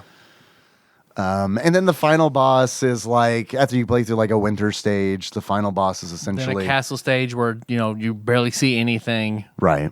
Oh, yeah, and the story of this game is Master Higgins' girlfriend, they were hanging out in a tree, and then like Orko from He-Man showed up and turned her to stone. Yep. And then you go and try to kill him. Got to unstone her. Yeah, you got to kill this little thing in a purple cloak. Right. That you throw. It's very easy, the first form. Right. You throw a bunch of boomerangs or axes at him. I guess it is. I had trouble the first time because he's got like a couple different patterns. If you're like going in there with like full firepower, yeah, he's pretty easy. But if like you're going in with like a base weapon. Oh, base like one axe or one boomerang? Yeah, that's true. It gets kind of tough because like he has different modes where like, and you have to like know the tells where it's like if he giggles at you before he charges, he's going to jump over you. If he doesn't, he's gonna run straight for you, and you have to jump over him. And it's like if you don't know that, you have to learn that stuff. Unless you're right, like if you go in with like fully upgraded shit, yeah. Because I had the fire boomerang when I got to him, and it was just dead. Man, you are a super Adventure Island savant. He vomited. Like he will comically pull down his hood and have his head come out and barf 3 flames at you. Right, and that'll turn you to stone. Yeah, which I think is interesting. You can wriggle out of it. Yeah. I think he did it to me once, and then I basically killed him. And then he turns into this really huge demon. The demon killed me a lot. Yeah, a lot before I finally saw. Oh, the floor is changing color when he hits it. This is a Mario 3 thing. Bowser fight, from Mario 3. Except it's harder. It's harder because he's huge. Yeah, it's like he turns into like a pink taper, essentially, with like wings, and like he'll fly, and like he legitimately covers a third of the screen. Yeah, and it's like in order to kill him, like you said, you got to weaken the floor, but it's like you got to weaken that whole portion. His whole big old fat body has to fit down there. Like several times. If there's like one single block remaining, he's not gonna die. Yep. So it's like, you being able to get quick enough to get out from under him to make it to a platform. Like I did die in that last one a lot. It's a tough fight. It is a tough fight. Even then, I won. When I finally won, I won by a split fucking second. Yeah. Because he had pounded. And I saw he was going up. I was like, well, if I can barely get on this one square, I'll be okay. So I ran and jumped, missed the platform, just barely. So I was almost about to hit the lava. But once he got under it and started to fall down, you got it gave me the win. Yeah. And I froze in place. Nice. So he didn't actually have to touch the lava. He just had to have code C's clearance for the things. Right. I froze and he just caught fire and slowly sunk into it. Like I literally won by like a split fucking second. It's a tough boss. He took me a long time to figure out. I had to replay that level a bunch of times just because it was like, and it was fun figuring out with chat because I mean it was like, you know, it was fun because it was like, all right, well, how are we gonna, you know, you get in there the first time and it's like, what the hell is happening? Like I didn't expect this, and then like yeah, you start just going from there and it's like, all right, let's try this, let's try that. Got to figure out the timing on like, okay, he flaps his wings 4 times and then you got to run out of the way kind of deal. So yeah, it was fun. Oh, we ended up with the mine. There's a minecart level. There's a minecart level. Yeah, the staple in the 90s. Which you can jump out, and it won't run over and kill you. It just runs over you and picks you right back up. It's honestly probably one of the most forgiving minecart levels. Minecart levels are usually so fucking hard. I think it is the most forgiving minecart level. Yeah. So yeah, I don't know if it was they were trying to attract a newer. I don't know. This just feels very different. It does feel than the different. other ones. Not like, I don't know, not crazy different. Like it doesn't, to me, it doesn't feel like, oh, this was not a Super Adventure Island game that at the last minute we decided to make a Super Adventure Island game. Yeah. It just seems like. I feel like it looks good.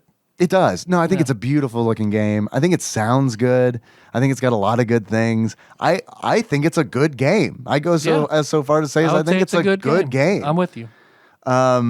It just didn't like really hit like a Adventure Island game hits. Yeah. Because of like the things that I mentioned. You need a run, get rid of the super jump, and put eggs in it.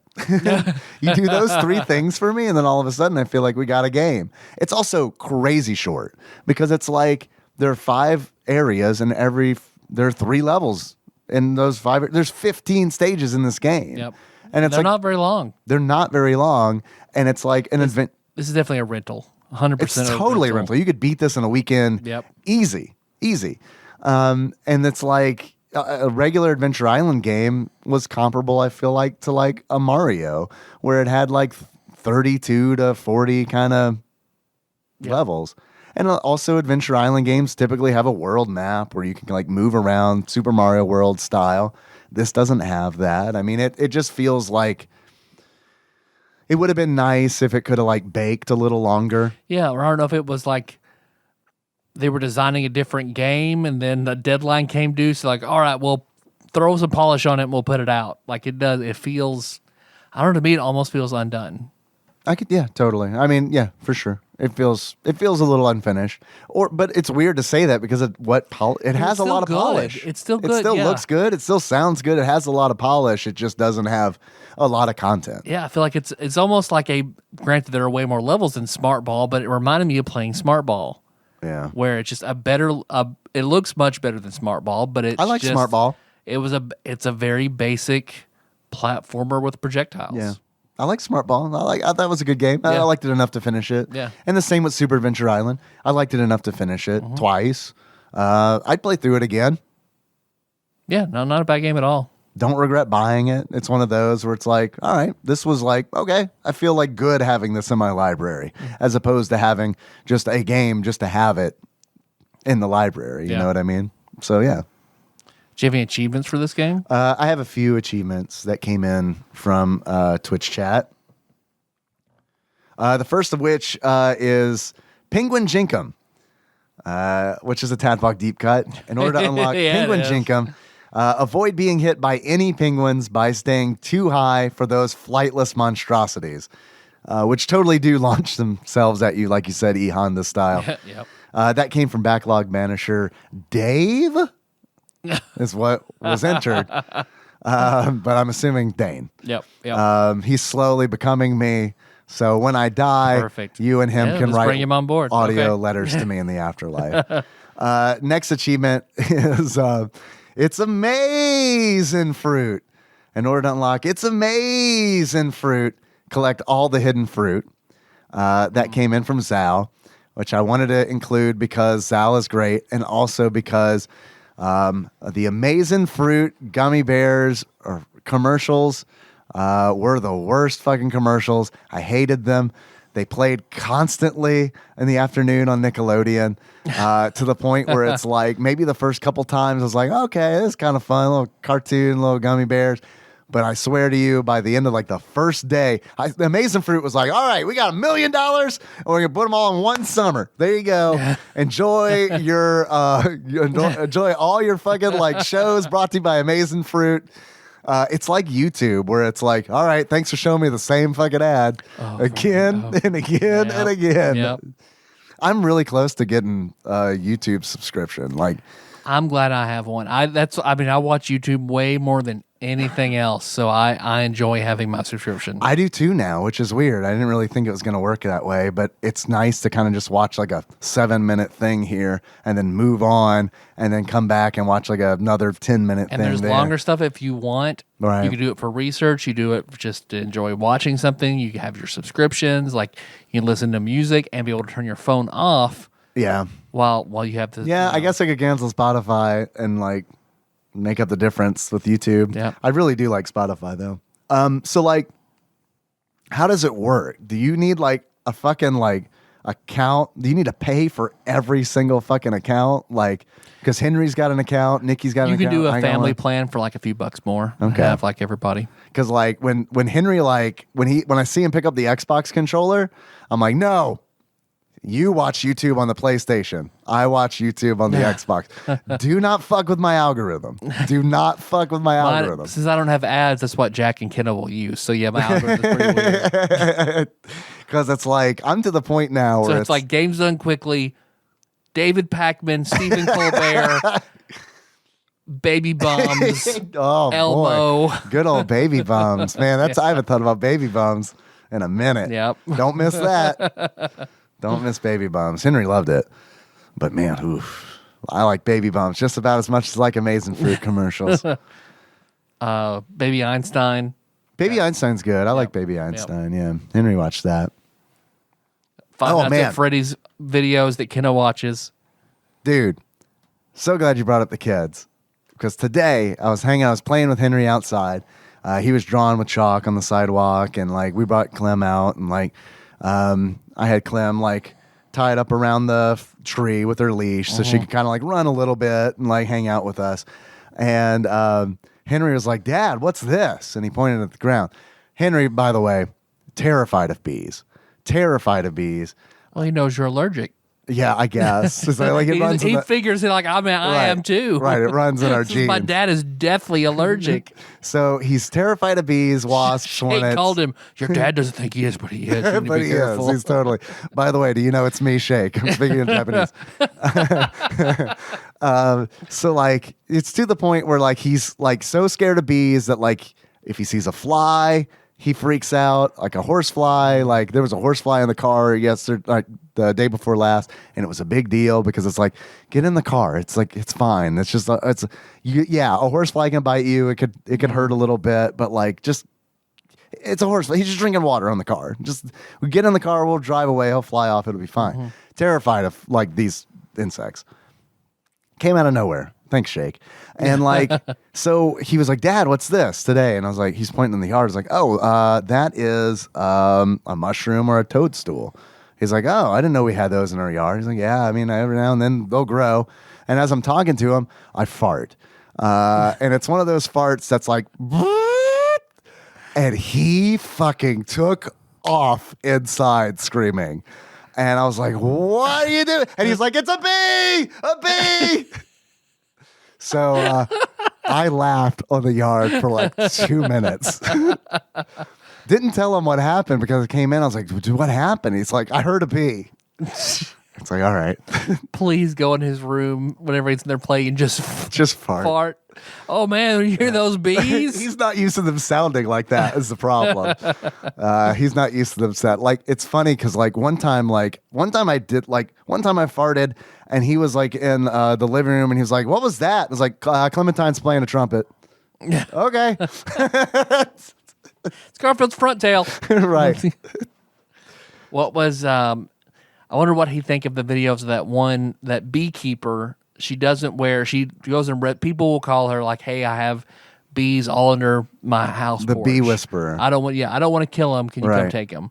And she doesn't wear a she comes up with a flamethrower. I'll take care of it. There you go. Fucking hate these fucking things. Glad you called me. She breathes more bees that kill those bees.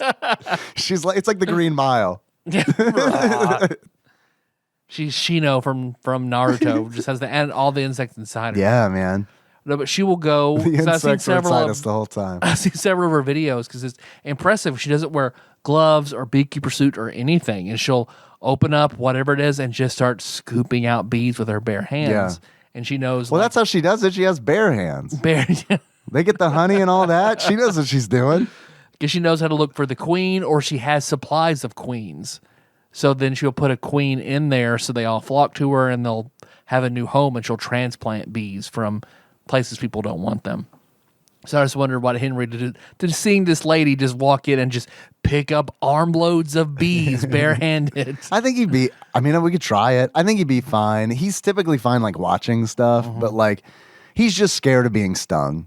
Like once it's wasps you stay out for. Bees are okay. Yeah, and I've told him that where it's like, yeah, hornets, wasps, like don't. They're assholes. They are assholes. Bees will die if they sting you, and he knows that. He's just what'll happen is has he been stung? No, and then once he's stung, I feel like this is all gonna like subside. Yeah, and it's gonna be like, oh, okay, this is like it hurts, but it didn't kill me. Whatever. Yeah, I need you to get over this, Henry.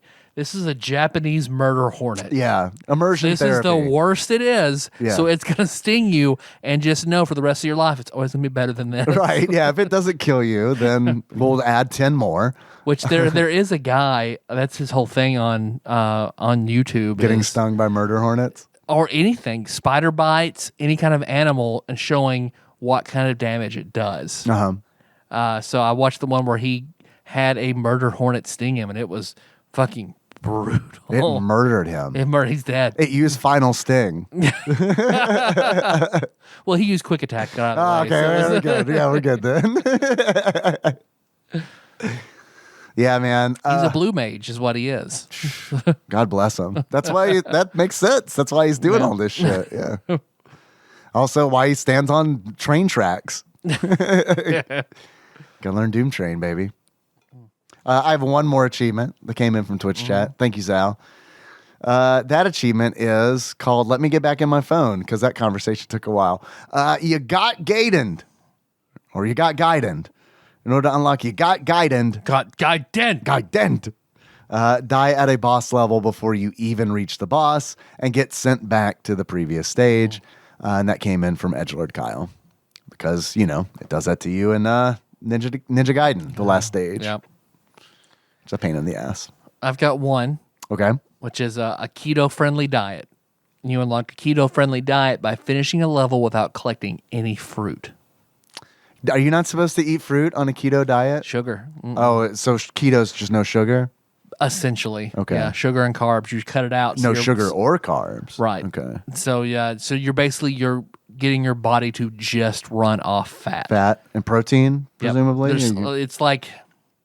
It's something like 60% fat, 30% protein, 10% carbs and sugar.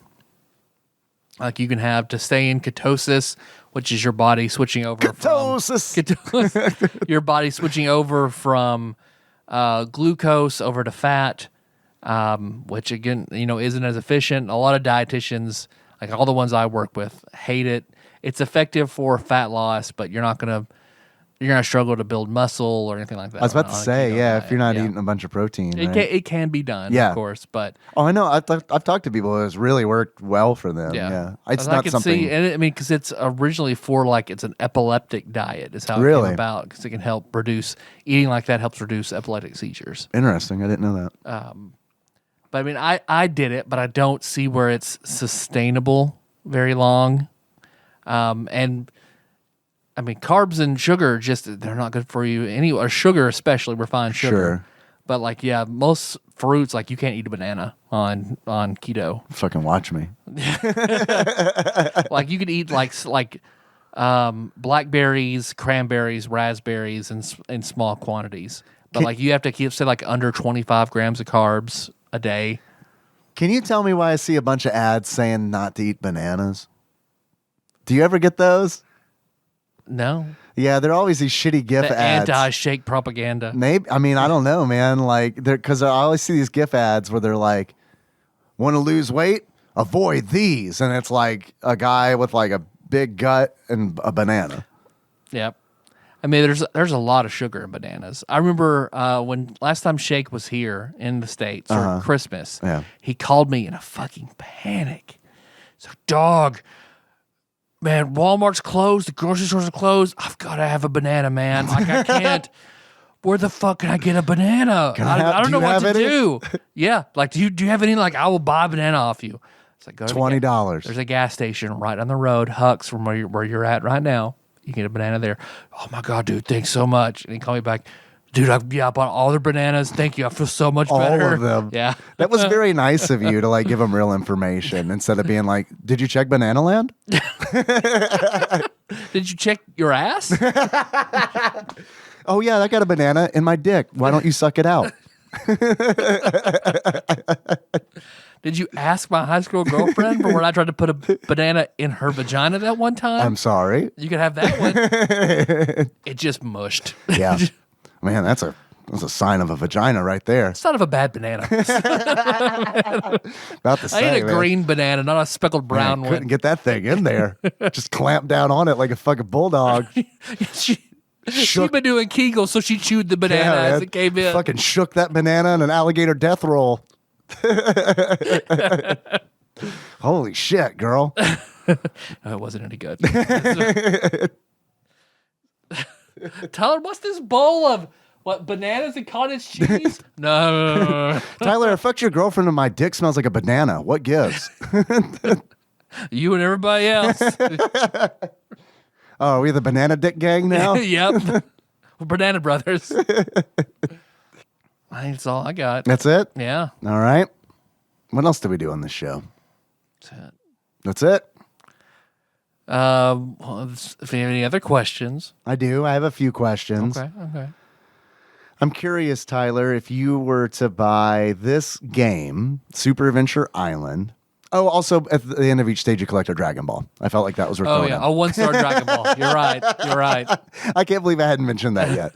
On the NES versions, you always just go into a cave. And there's that one mountain level where you have to jump way off to the side. In a jump you could just barely do to get it, right. and you can fall all the way back down. And then they do have a Mode 7 segment of like Master Higgins falling from the sky. Yep, into a pool where you're in the next water level. Right. Yeah, it's very like if Master Higgins was in Pilot Wings or something and didn't have a hang glider. Yeah, it does. And it totally was just like, hey, Mode 7's a new thing. Let's toy around with that. Man, and I would love to one day get into like, because we didn't even scratch the surface on like how this series started as Wonder Boy, and then like Hudson Soft like got the license to release it on NES, and so you've got these branching paths of like Wonder Boy, which continued to go on, and then Adventure Island, which continued to go on. And it's like it's a cluster. I mean, it's like if you thought like Final Fantasy 2 is Final Fantasy 4 in the US kind of deal. If you like that's confusing, like holy shit, Adventure Island is like layers on this shit. Yeah. But anyway, Tyler, sorry about that. If you were to buy Super Adventure Island loose right now, how much do you think you would pay for it? $12.50. Tyler, actual retail value of Super Adventure Island for the Super Nintendo loose, on average, according to PriceCharting.com, is $17.09. Okay. I'm happy to report that I don't think that the local shop had checked price charting recently because I got it for significantly less than that. Hey, that's pretty good. Yeah. All right. Yeah. And it's a common game, so it always feels good to not pay $17 for a common game. Yep. Tyler? Yes, Dave. Do you think this game belongs on TADPOG's top 100 list of Super Nintendo games? Oh, I'm going to say no, but like just barely. I might fight for it. I can see if I were right now from the games that we played, look at IGN's list, there's a game or two I could knock off and put this game on. For sure. If we trying to look at what I think the whole scope of the once we play through all of them, would this make the top 100? It's tough. I mean, Top 150. It's yes. tough. I feel top like 100. I feel like it's close. Yeah, it's close. It's close. I do feel like having not done an episode on Joe and Mac yet. We're doing Super Adventure Island 2, which people legit love Super Adventure Island 2. It's supposed to be very different. So I'm looking forward to playing it. Yeah, and let's do it next week. Yeah. All right. Done. That's the plan. Yeah. I don't know if we'd said that on the show though. Oh yeah. Yeah. We planned that, like, we said that before we did Little Nicky, I think. Oh, did we? Okay. Yeah. Because I thought we just said Little Nicky month and then we did this game. Right, yeah. Well, Little Nicky month failed catastrophically. Yeah. Tyler. Yes, Dave. If you were to give this game a beard, sums up how you feel about it, what kind of beard would it be? I would give it the beard of, or the wispy, 5 o'clock shadow of Shia LaBeouf in that one music video where he fights that girl in like a sphere. Oh, Shia LaBeouf's Sphere Dance Kata. Yeah. Yeah. I know that one. Yeah. That's like a Cher jam, right? Pretty much. Yeah. Sonny and Cher, yeah. More Cher. Yeah, way more Cher. They prop Sonny up. Way more Cher. Yes. One would say infinitely more Cher. Cher and the Crypt Keeper? That's weird. Cher and that dead senator? Our apologies go out to the family. Family of Sonny Bono. And Shia LaBeouf. Yeah, at this point. It's fair to say, right? So why the wispy 5 o'clock shadow of Shia LaBeouf? Because I feel like Shia LaBeouf does a lot of stuff that people have really enjoyed and think are fun. Really? But that video was weird. Name one. Holes. I'm sorry? Holes. Holes? There was that Disney show he was on. The Transformer movies, when he was on those. I thought you said that people enjoy. People love holes. David, I can say we're both fans.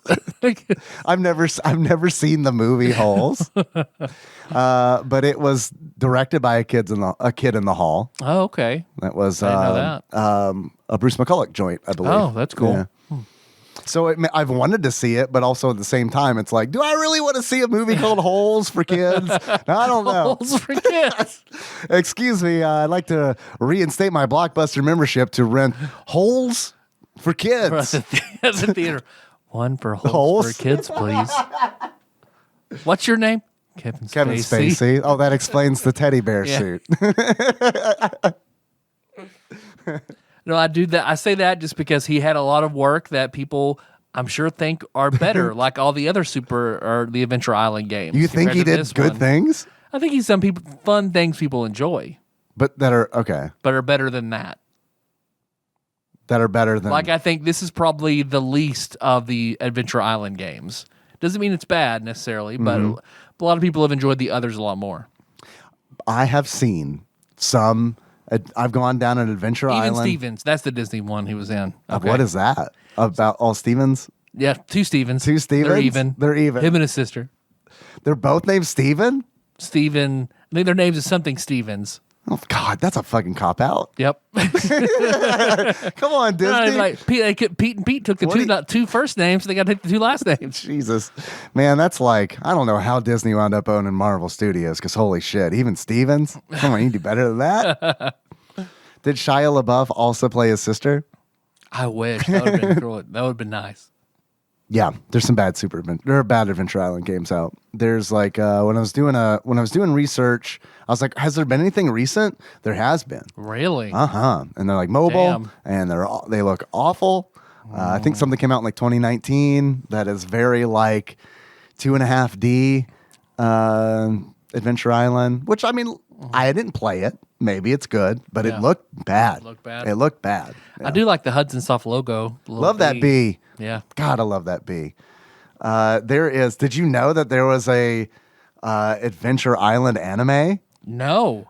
Can you believe that it never made its way to the States? A little bit. Yeah, there's a lot of it too. There's like at least 50 episodes of it, which never got officially translated.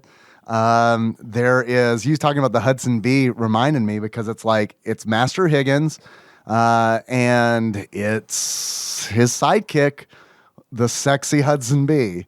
and it is an anime. It's a Hudson B waifu, essentially. Okay, like the B movie with Jerry Seinfeld, but okay. Yeah, God, man, I want to fuck him so bad. But yeah, it is kind of a little like that. I don't know if the Hudson B ever fucks Master Higgins like Jerry Seinfeld fucked that woman. Like fuck that woman. Yeah, you like jazz? But yeah. So I don't know. Maybe we can get into that one day. Maybe we can pay to have all 50 episodes. Let's do it. Translated. We'll do them.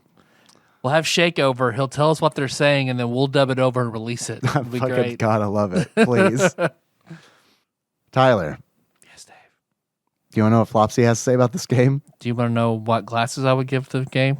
Yes. Zoe Deschanel's adorkable glasses. Yeah, like little round boys. Yep, pretty much the same reason for Shia LaBeouf.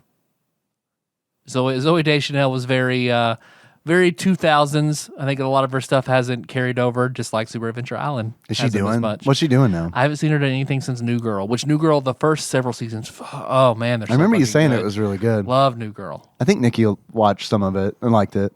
Yeah, I mean, some amazing. She's the. I mean, I do really enjoy Zoe Deschanel, but man, it was the support characters in that show that were fucking great. Nick is one of my favorite characters in sitcom history. Which one is Nick? Not Schmidt. I think Schmidt's the most popular. Not helping me. What do you look like? He becomes the love interest that they later break okay. up. Yeah, all right. Okay, I know Nick then. Yeah. Okay. What was her, is that her biggest thing? I mean, she did what, 400 Days of Summer or whatever with Joseph Gordon-Levitt. Right. Yeah, that was a good movie. I like that. What else has she done that was big? I mean, she's done several movies. And her sister is Bones, right? Yep. Yeah. Yep. Yeah, Nikki loved Bones. I like Bones okay. It's okay. Just because I like David Boreanaz, but it was okay. Yeah. The writer's strike hurt Bones a lot. They didn't turn it into a reality show? My second favorite character in Bones, they fucking killed off. The writer's strike killed it off. Who was that? Zach Addy. Oh, God, I don't remember. He was sort of like Bones' protege. He was very like smart, intelligent, not really had very many social skills. And then just like a random weird culty villain like made him murder somebody in a one-off episode, and he was just gone after that. Wow. Yeah, they had a few episodes where he'd go to the insane asylum and visit him every now and then. How you doing? Yeah. Still crazy? Like all right. Whoever would have to deal with Bones might go to visit him and like get some insight on how to talk to Bones. Hey, you want to be back on Bones? No? I would love to. Sorry, writers, man. Writer's strike. I could say the writer's strike I don't know who you pissed off, but the writer's strike hurt a lot more than Bones. Like, yeah. man. It helped Conan, though. Man, I love Conan during the writer's strike. Yeah. But man, like that writer's strike, like I feel like that sent like ripples out that we're probably still feeling today. Oh, yeah. A lot of shows where it's fundamentally like, changed. oh, we only writers? Fuck it. And then we learned that I guess we don't. Like it still makes money. It's horrible, but it still makes money. So, and that's what matters. Yep, you're right. Especially in TV, especially at the time, too. Yep. Got any more questions? I have a few questions. Yeah. I have a few questions that came in from one Ross Rachel Green. I'm also curious if you want to know what Flopsy has to say about this book. Oh, yeah. What does Flopsy have to say about that game? The Ultimate Nintendo Guide to the SNES Library 1991 through 1998 by Pat Contry, courtesy of Master Mold Mike, gave Super Adventure Island 3.5 stars. And I feel like I might agree with this book for the first time in my life. Yeah, that's about it. I think that's pretty good. I don't think it's any worse than that. I could maybe go 4 stars, but probably wouldn't. If it had a little bit more, I would give it 4 stars. I would say like this is on, I don't know, man, like it's probably on par with Animaniacs, which doesn't sound great, but I would say Power Rangers. Power Rangers, yeah, okay, yeah, it's on par with Power Rangers. I thought it was a good game. Yeah. Yeah. Would you like to take this quiz that was sent to us by Ross Rachel Green entitled Roofin' and Heat Proofin'? Okay. Ross begins, my house is old, like 1880s old, almost as old as your country old. Because of that, houses were built mainly out of force of will and straw. My house is basically all lathe and plaster. And fun fact, probably some British mineral we don't have over here.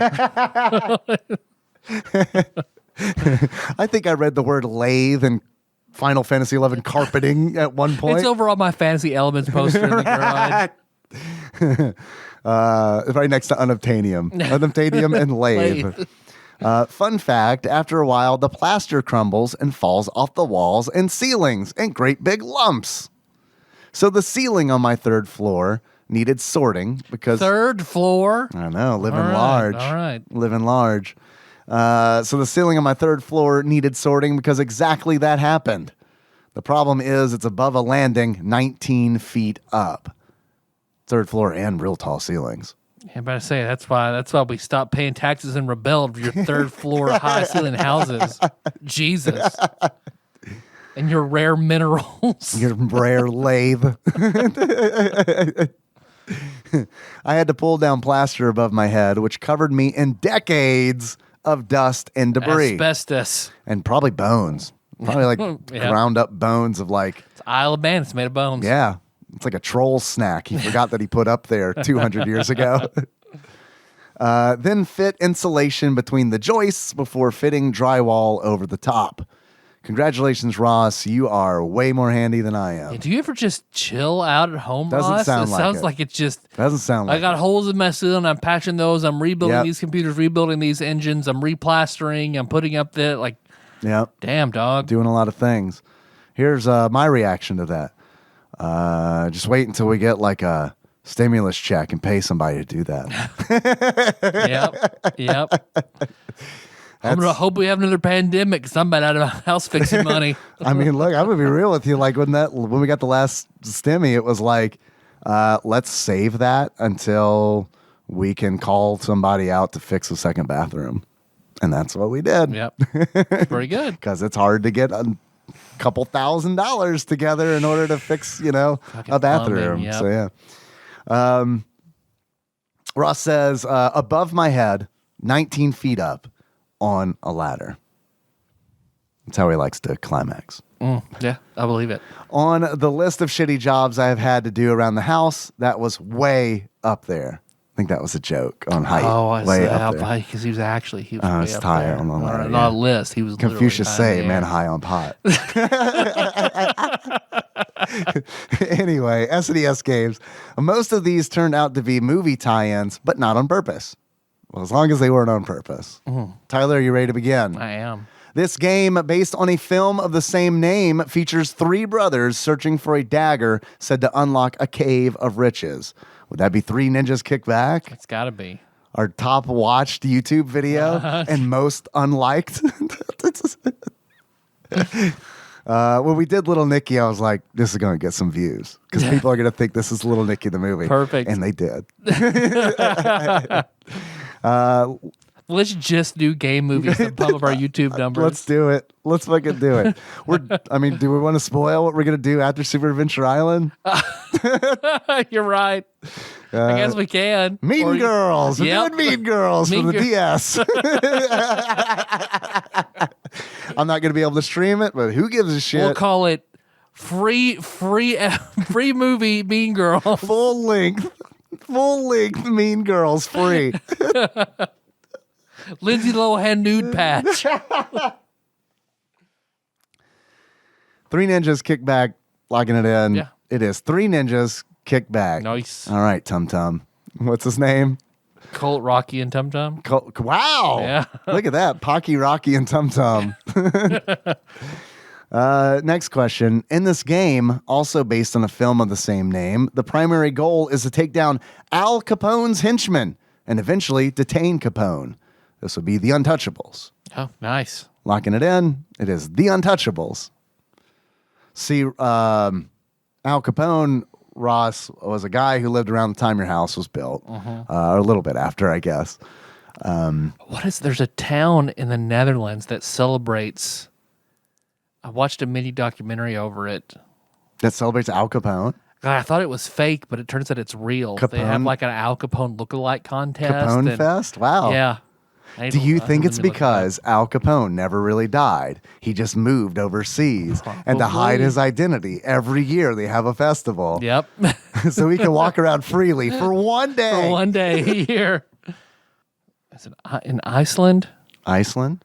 The Icelandic Iceland's Al Capone. best winter festival. A town, a gangster, a festival follows the inhabitants of a small town in Iceland as they prepare for their annual 3-day celebration that honors notorious Chicago gangster Al Capone. Why? Oh, no, are they making fun of it? Is this like documentary now? Yes, it's documentary now. Okay, is. I you're love right. it. You're right. It's documentary now. I thought It's I looked perfect. it up and it was something different, but you're right. It's documentary now. Oh man, I gotta watch that. I haven't seen enough of that. Documentary now was so good. Oh, that's funny. All right. Next question. In this game, 2 famous Disney characters search for a missing circus. Mickey and Minnie, It's got to be. missing circus fun. There is one about a circus. There really Yeah. is. Do you know what it's called? I feel like we'd have played it. Have we played it? No, I don't think we have. Okay. But there is a Mickey Mouse circus game. You know what I want to do an episode on? Is that NES Mickey Mouse, where you play as Mickey and Minnie together. Mousecapades? Mickey Mousecapades, yeah. Good, yeah. Surfing the shit with all the Is brooms it? and shit. I liked it as a kid. I remember liking I don't it, know yeah. that it's going to hold up on a replay. Probably but- not, but And you had to like find all those keys and stuff, let's right? ruin our childhood some more. It's fine. Yeah. I mean, it's already ruined. Come on. Yeah. It's been long enough. So Mickey and Minnie Mouse and the Missing Circus. It is. It's yeah. It really is something like that. It's not Mystic Quest, obviously, because we've done Mystic Quest. Mickey Mouse's Circus of something. Circus of Circus of Illusions. Value. Mickey Mouse's Circus of So it's Value. the Circus of Value. Locking it in, it is The Great Circus Mystery, starring Mickey and Minnie. Half credit. We were pretty close. Next question.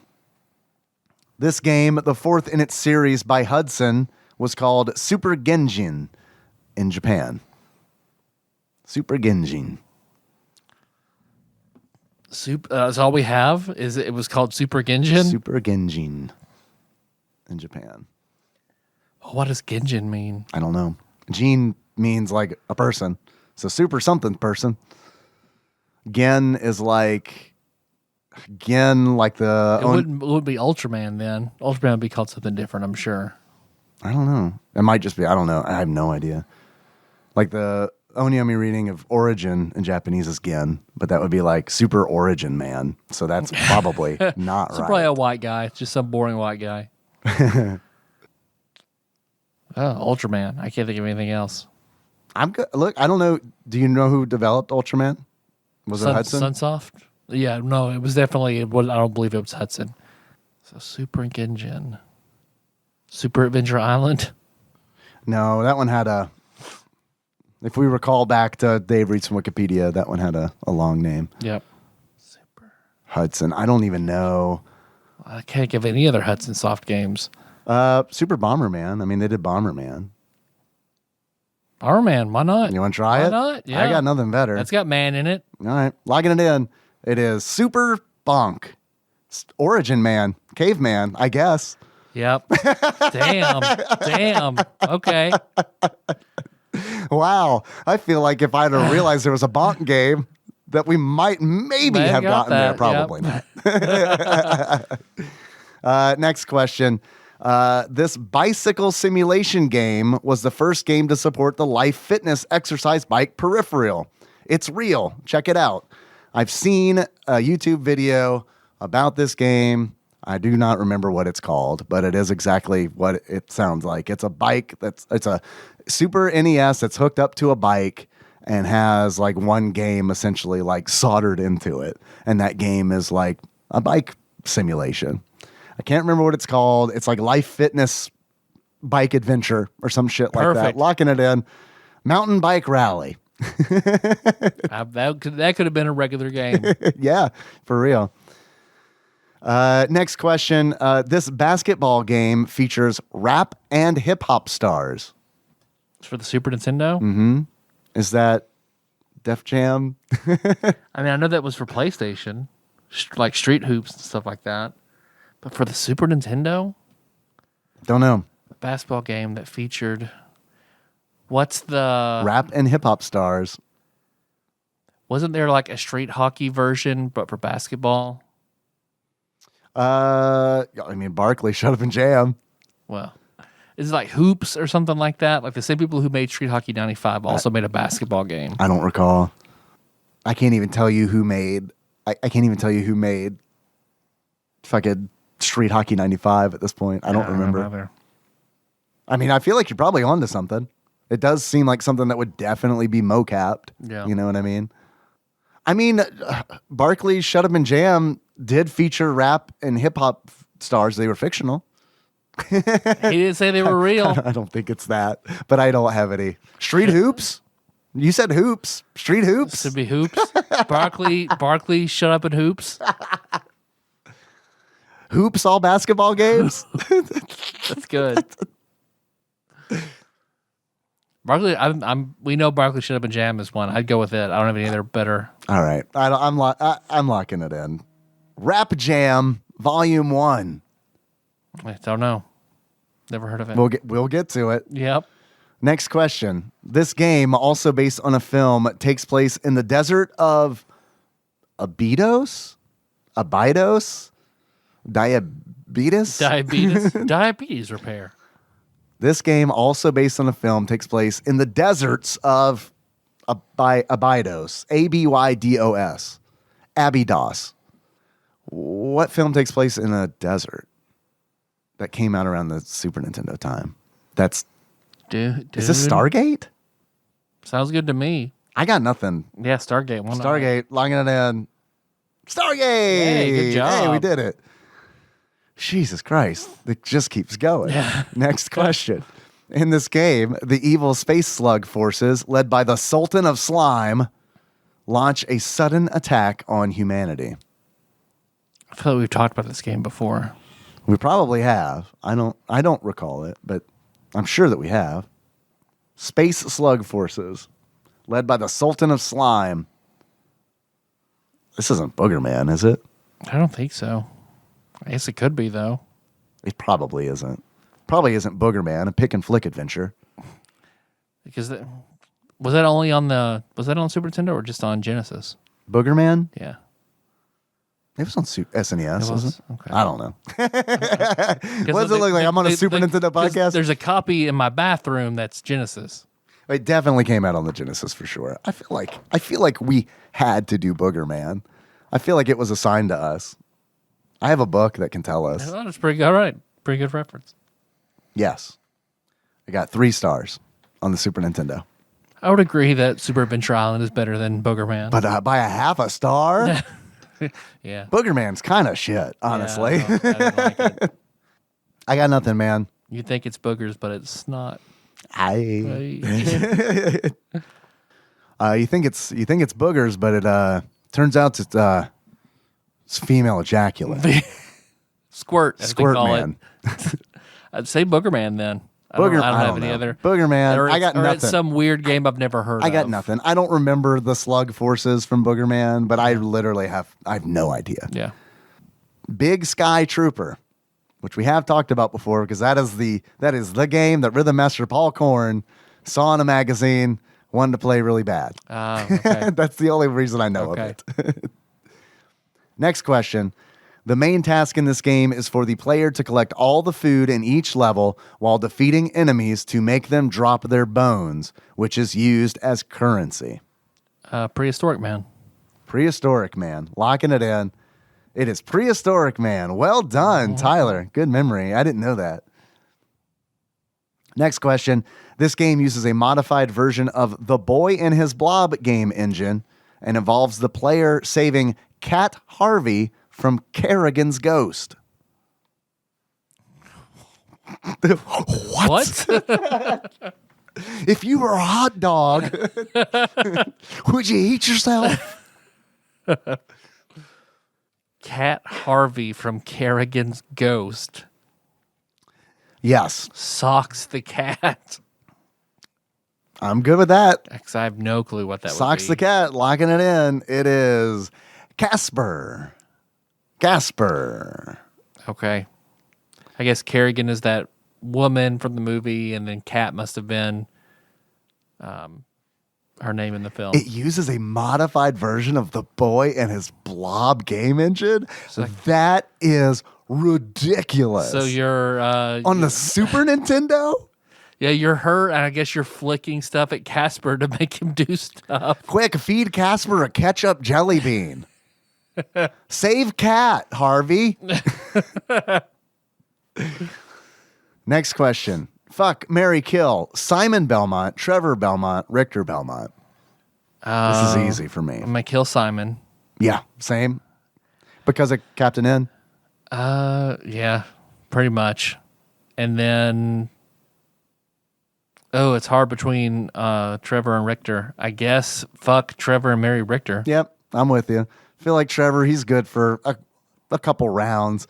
Richter, on the other hand, you see him like studying in the beginning. He's got a library. Oh, yeah. I could like borrow his books. He's more financially stable, you can tell. He's definitely more aristocratic, you know? I like that Castlevania, the next season is, I think they're going to Richter. Are they really? Mm-hmm. They're pulling me back in. They're jumping forward to another Belmont. They're pulling me back in. Yeah. It should have been Richter from the beginning because, I mean, he's our anime boy. Richter's the husbando of Castlevania. I'm pretty sure, because I know it's not Simon. So, I mean, everybody's speculating they're eventually going to go to, like, follow the prime Castlevania timeline and eventually go to following Alucard through the years as he's helping various Belmonts. That's a good way to do it. Yeah, that's a good way to do it. I like that. Richter's the way to go, man. He's my favorite. Yeah, there's a lot of good shit you can do there. He's anime looking. He wears blue. It's great. Yep. Favorite. I mean, I want to see eventually, like do Soma Cruise and all that, more modern day.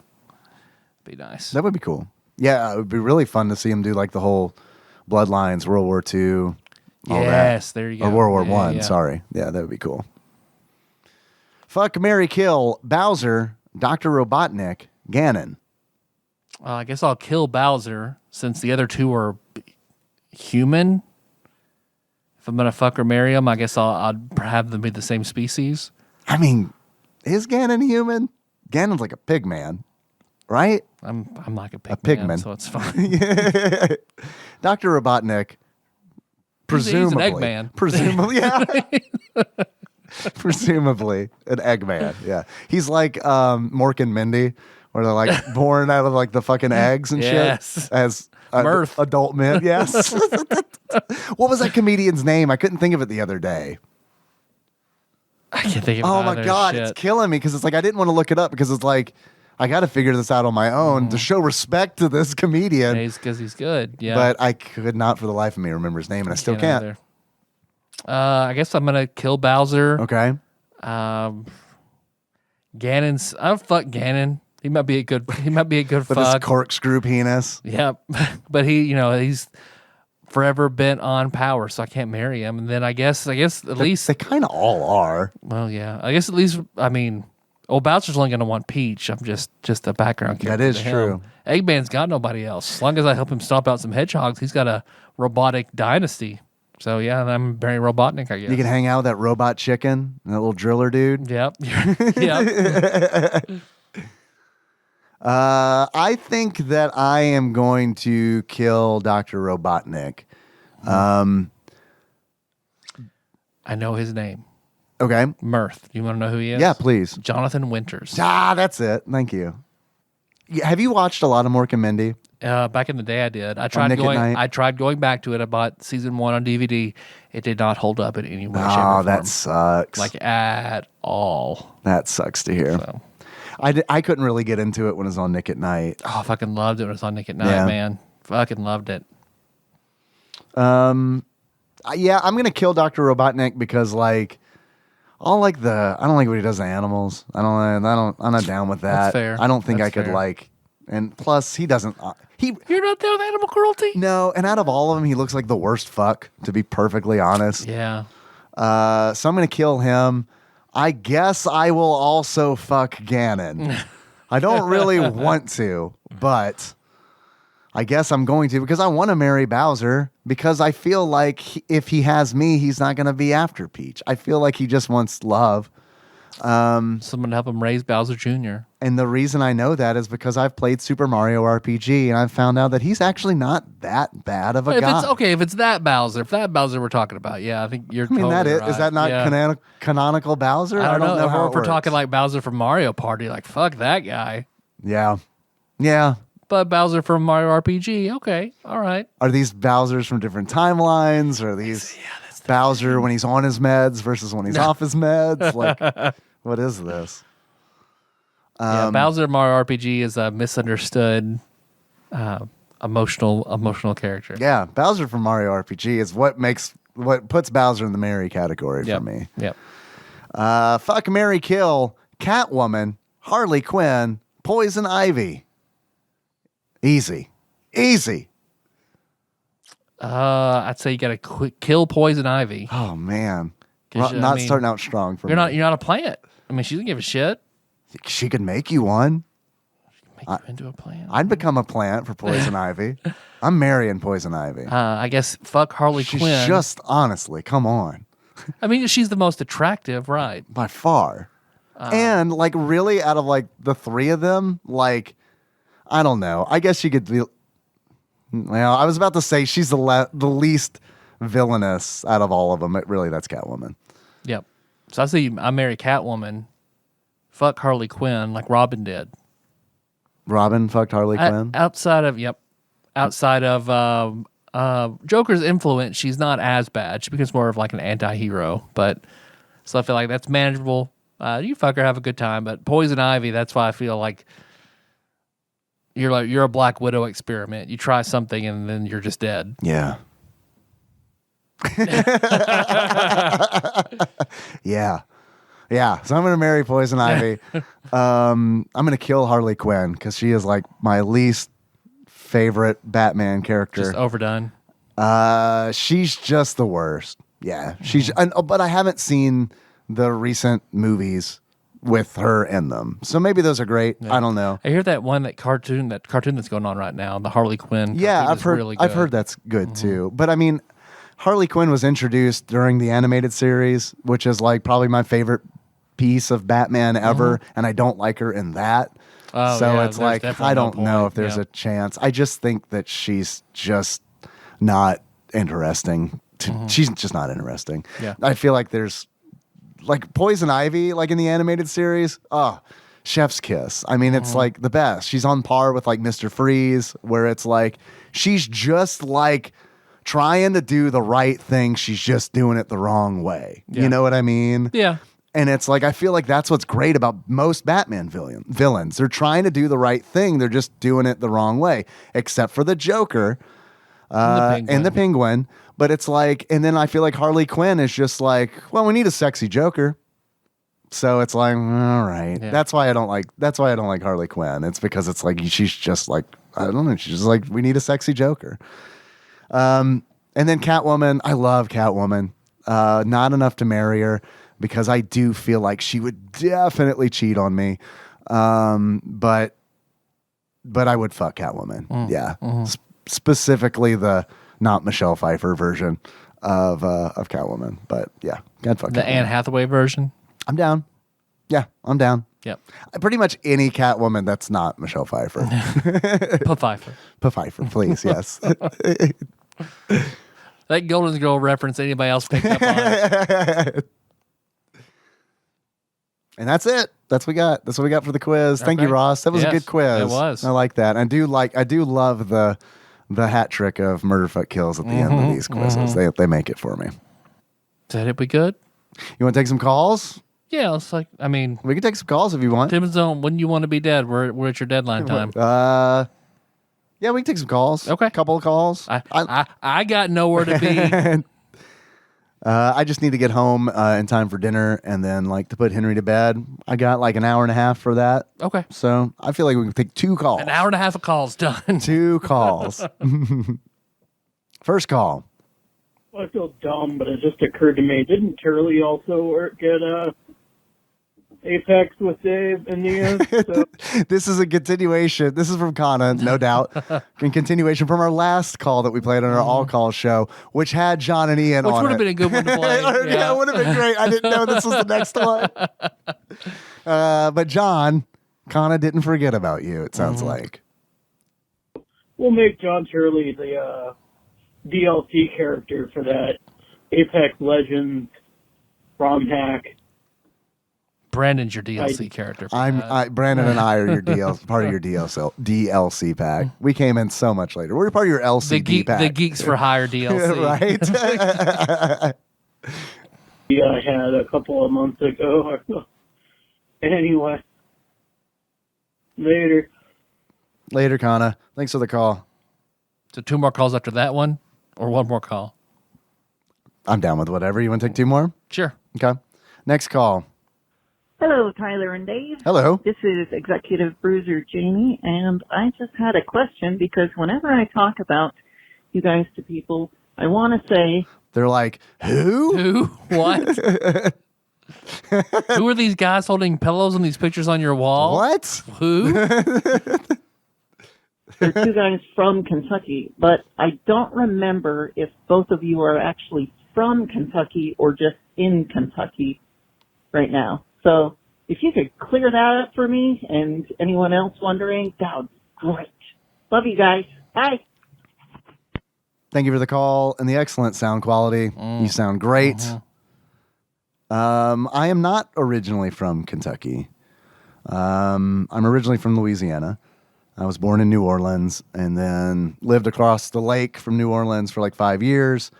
But we moved around so much. Moved around a lot. And we eventually moved back to Louisiana for a year or 2. But like, I've spent the most time of my life here in Kentucky.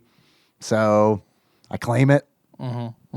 That's kind of how that works, I guess. I claim whatever's really convenient, honestly. Like if I meet someone from Louisiana, That's how most people are. So it's like, I live, yeah. I mean, it really is, because it's like when you talk to somebody who's like, I'm from Chicago. Oh, really? What part? Well, you know, like 2 hours south. Like people ask me, I say Paducah. So you don't say Nashville. No, I guess I could. That's like the equivalent of like St. Louis. Right. We could pick St. Louis or Nashville. Louisville, Lexington. I feel like that's stretching it. Isn't it weird that like the biggest cities in Kentucky are like farther away from us than St. Louis and Nashville? Yep. But you're born and raised Kentucky, yeah? I was born at the competitor hospital that I worked for in Paducah. Yeah. So, yep. Do they hold that against you at your current job? As an old Baptist help boy. Oh shit. No. You're like a spy. You're like a secret. You're like a secret agent. Yeah, because I was born there. Then he don't flip them eggs right. He flips them eggs like he's from Baptist Health. I told him all my eggs flip. He doesn't know how to do it. I put them on top of each other, boy. What are you doing? Is that your Louisiana coming out a little bit? I don't know what that was. That was my angry person about angry egg man. That's essentially what they sound like in my mind. And then 1 county over is where I, 0 put a banana 18. in a woman. Put a banana in a woman. That's the truth. And then then lived in Murray, then going to college there, and then Louisville, and then DC, and then back here. Yep. So I haven't been around nearly as much as you have. You've traveled, though. I've traveled, yeah, but I haven't really lived anywhere outside of Kentucky except for DC. Yeah. And then I lived in Louisville for culinary school. I'm definitely conflicted right now because, like, I would be totally okay not living here anymore. But I did make a decision when Henry was born where it's like, it wasn't great for me moving around a whole bunch. So, like, let's get him through school, and then like we'll see. And by then it's like, well, we're too tired right now to move. By then we'll definitely be too tired to move. So, and the house will be paid for. So it's like, let's just live here forever. But what Melissa and I counted the other day, and I think I had moved in my entire life something like 24 times. You've moved more times than I within have. this small within a 30-mile radius. I have moved almost. Because I moved every year in Murray. I moved every year or two growing up because my parents just moved houses all the time. So yeah, Well, that's just because your dad was buying houses and flipping houses, right? pretty much. Yeah. And then he just get bored and want something different. I totally can relate to that feeling. Yeah. That feeling of like, man, I just want something different. It can be like pretty much exactly the same, but somewhere else, and that would be okay for a couple years. Yeah. And I think that's just because of the way I grew up. Like, I'm just used to like every 3 or 4 years there being like a shift, and then it's like everything's new, get to experience new things, get used to new things, and then you just do it over again. Yeah. So. Is this the longest I've ever stayed in a house? Really? Where you are now? Where This I am is the now. longest you... Wow. Not counting when I lived here before. Counting just since as an adult. This is the Wow. longest I've ever stayed at one place. Wow. Yep. Yeah, that's amazing. Because you haven't... Because I've been in my house longer than you've been in this house. And I feel like we haven't been in our house like, too crazy long, So Melissa and I are coming up on 5 years in September. So it was a little bit before that. So I've been Wow. here about 5 years. It It's also- by far the longest I've ever lived somewhere. Also doesn't seem like it's been that long. Yep. Yeah. Oh, I know. Man, time just keeps on flying by, Yep, right? As we yep. race to the grave. Yeah. Mortal coil burning out as we all the inexorable shift of time. Abby, thanks for the call. I hope that cleared things up for you. Yeah. Next call and last call. Google Drive is trying its hardest right now. It's so hard. Can turn the Wi-Fi off, switch over to cell data. There we go. Hi, Bob. Hello. It is Terry from Michelle. I was wondering, I've asked this question before, you haven't gotten in the message, and by now maybe you have, but I still don't understand how you all are Southern. Again? Yeah, you asked this. Yep. That's maybe there'll be more. Even looked at a map of the Civil War, and as far as I can tell, Kentucky was either not taking either side, kind of a debated conflict zone, or part of the North. It wasn't part of the South. And it's surprising to me that you have so many rebel flags being not part of the South. I mean, in California, which is part of the North, even though it's like the entire coast, so that doesn't make sense. But whatever. We were under the Union, and we have the occasional... The Surfing Union. The serving union, yeah. That's what they served by taking care of fish and giant octopus. The original Coast Guard. They were. They were. Yeah, that's where they formed. Not many people know that. Yeah, no. Yeah, there you go. There you go.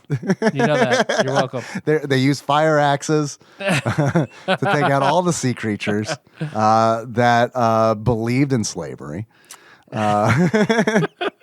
They questioned it was like the Spanish Inquisition, but they just questioned sea life on their thoughts on whether or not it was Good. right to enslave others of their kind. But I'm glad that was a righteous service. Thank you for your service, surfing. rebel flag, but it's a rare thing. You don't really see it. I guess NASCAR has it a lot, but I never saw it. And we just know those people are super overtly racist. Like, okay, you have issues. But otherwise, we don't have the rebel flag everywhere. But you all have the rebel flag everywhere. And now How do you know that? I haven't seen you never- here. How do you know that? Must have saw a lot of rebel flags in Louisville that one year. I mean, you're not wrong, but how do you know that? I mean, I get what we give last time. The top of Kentucky is the Mason-Dixon line. So Yep. everything below We're the below the Mason-Dixon. Mason-Dixon line. Yep. Also, when you type in Google, is Kentucky a southern state? It says yes. So that's why we're a southern state. We can't help it. We're serving under our technologically I don't inclined wanna be. overlords. But I guess that's where it is. I mean, we're in the SEC. Yep. I mean, John and I, this is like a conversation that has been going on. Terrified Michelle, ever since you asked this the first time, I've had this conversation with a lot of people. We're just a southern state. I feel like that's the answer. We're just a southern state. It's that Mason-Dixon line. Yeah, don't want to be, don't like it, but it is what it is. We didn't get to vote in it. Nope. At least Tyler and I didn't. I'm sure a long time ago someone did get to vote. Someone did. A line dictates that someone got to vote in it. But is that how that was formed? Well, I guess it's the Ohio, right? I don't know. The Ohio River is what kind of splits it off. I have no idea. I guess it makes sense because I mean that's what separates us from the north. Mm-hmm. Stupid river. Stupid fucking river. And what's wild? Not my Cat or the D&D character, the actual physical Ohio River. We literally live. I live literally like 15 minutes from a northern state. Drive 15 minutes and I'm in a northern state. Yep, you're right. Understand if you're not Southern and you weren't really part of the Confederacy, what the hell? I think it really is that our state, our Commonwealth, truly does not have that much to offer anybody. I'm sorry. I'm sorry for shitting on you, Kentucky. I mean, like I live here. Tobacco and horses. But I mean, and meth. And I feel like at the time it was probably like, what are these guys going to do? And it's like, oh, who gives a shit? Like they're kind of in the middle. And like, what are they really going to do? Like if it goes one way, they're going to flip flop. I honestly feel like that's kind of like the way that it was regarded. If one side's winning, they're like, yeah, we're with them. If the other side's winning, they're like, we're with these guys. Yep. The South will rise again, but you're not even part of the South. I don't understand. It won't rise again. That's all I have to say. I'm sure I'll call you back again and come up with and ask if the Kentucky is a southern state again. something else. But I don't know. Bye. Bye. Thanks for the call. Sorry, we're the southern state. Yeah. No, we're very sorry. We're very sorry. All right. That's it. That's an episode. That's a wrap. Of TADPOG, a podcast. Well, thanks for listening, everybody. Next week, got that Super Adventure Island 2. Yeah, see how good and how different it is. Unless we decide to do Mean Girls first. That's true. We could do that. I need to procure a copy of Mean Girls, so it's so good. It's probably not going to be next. The movie's so good. I don't know how to get a hold of the... I'm just going to look on... I've got an R4 with on my DS, so maybe I'll have to load it up. There you go. Yeah. Yeah, maybe I need to look at. I honestly think I'll probably just see how much they go for on eBay, and if they're cheap, then I'm probably just going to buy one because I want to copy Mean Girls. Yeah. I don't own the movie. I'll own the DS game. And I like the movie. I have it on UMD for my PSP. Let's see, what is it? Thanks for everybody. Find the show on. We're on Facebook. Oh yeah. We're on YouTube. For now. We're on Spotify. Our livelihoods on Facebook is in dire God, it's so straits, fucking apparently. dumb. It's just people have posted stuff that honestly is not offensive at all, but Facebook's dumbass algorithm. So am I.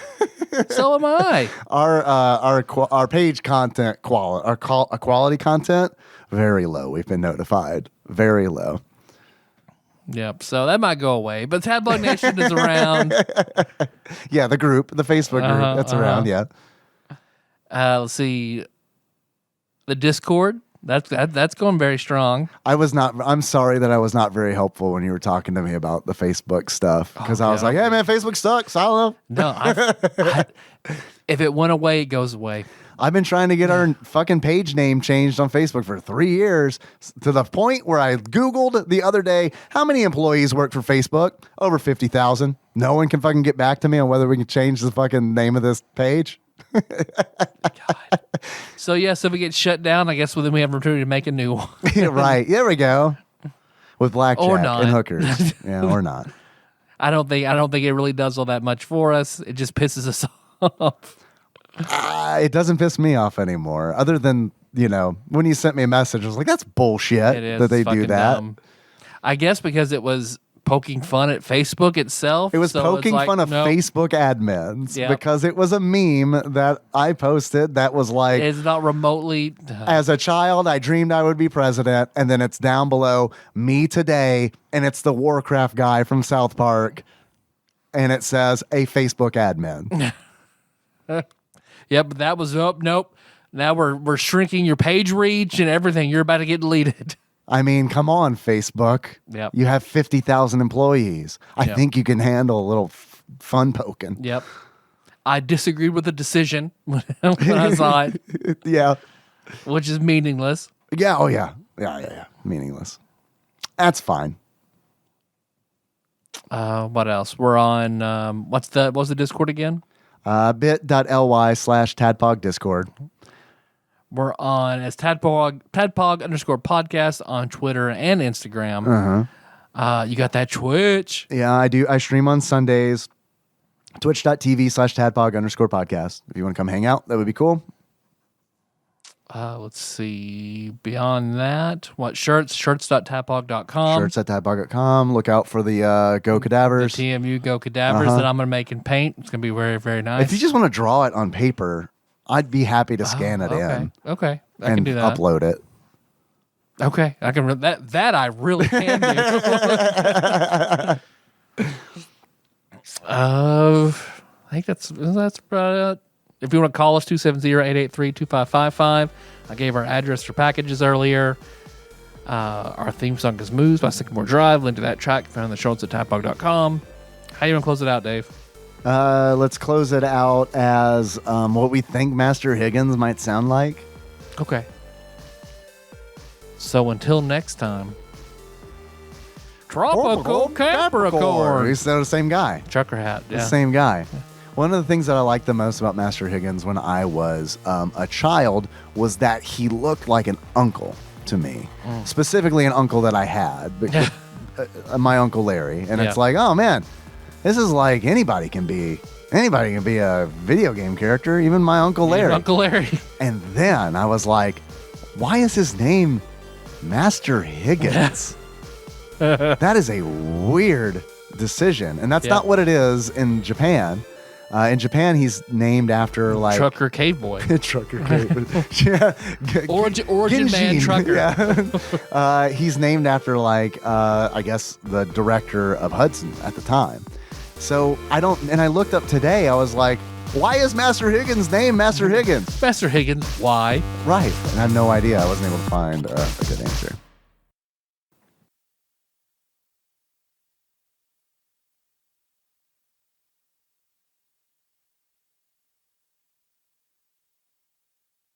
All right, so I was on the toilet earlier, and on Facebook, Facebook's algorithm worked once for me and gave me a UO story. What's the content quality on this UO story? I think it's a pretty funny story. Okay. It's something that we would have talked about in our UO episode. Is it something that might be flagged for inappropriate content? Is a Facebook admin poked fun of?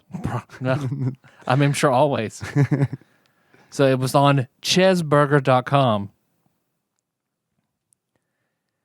God, I spent countless hours as a teen playing on a heavily modded and roleplay enforced Ultima Online server.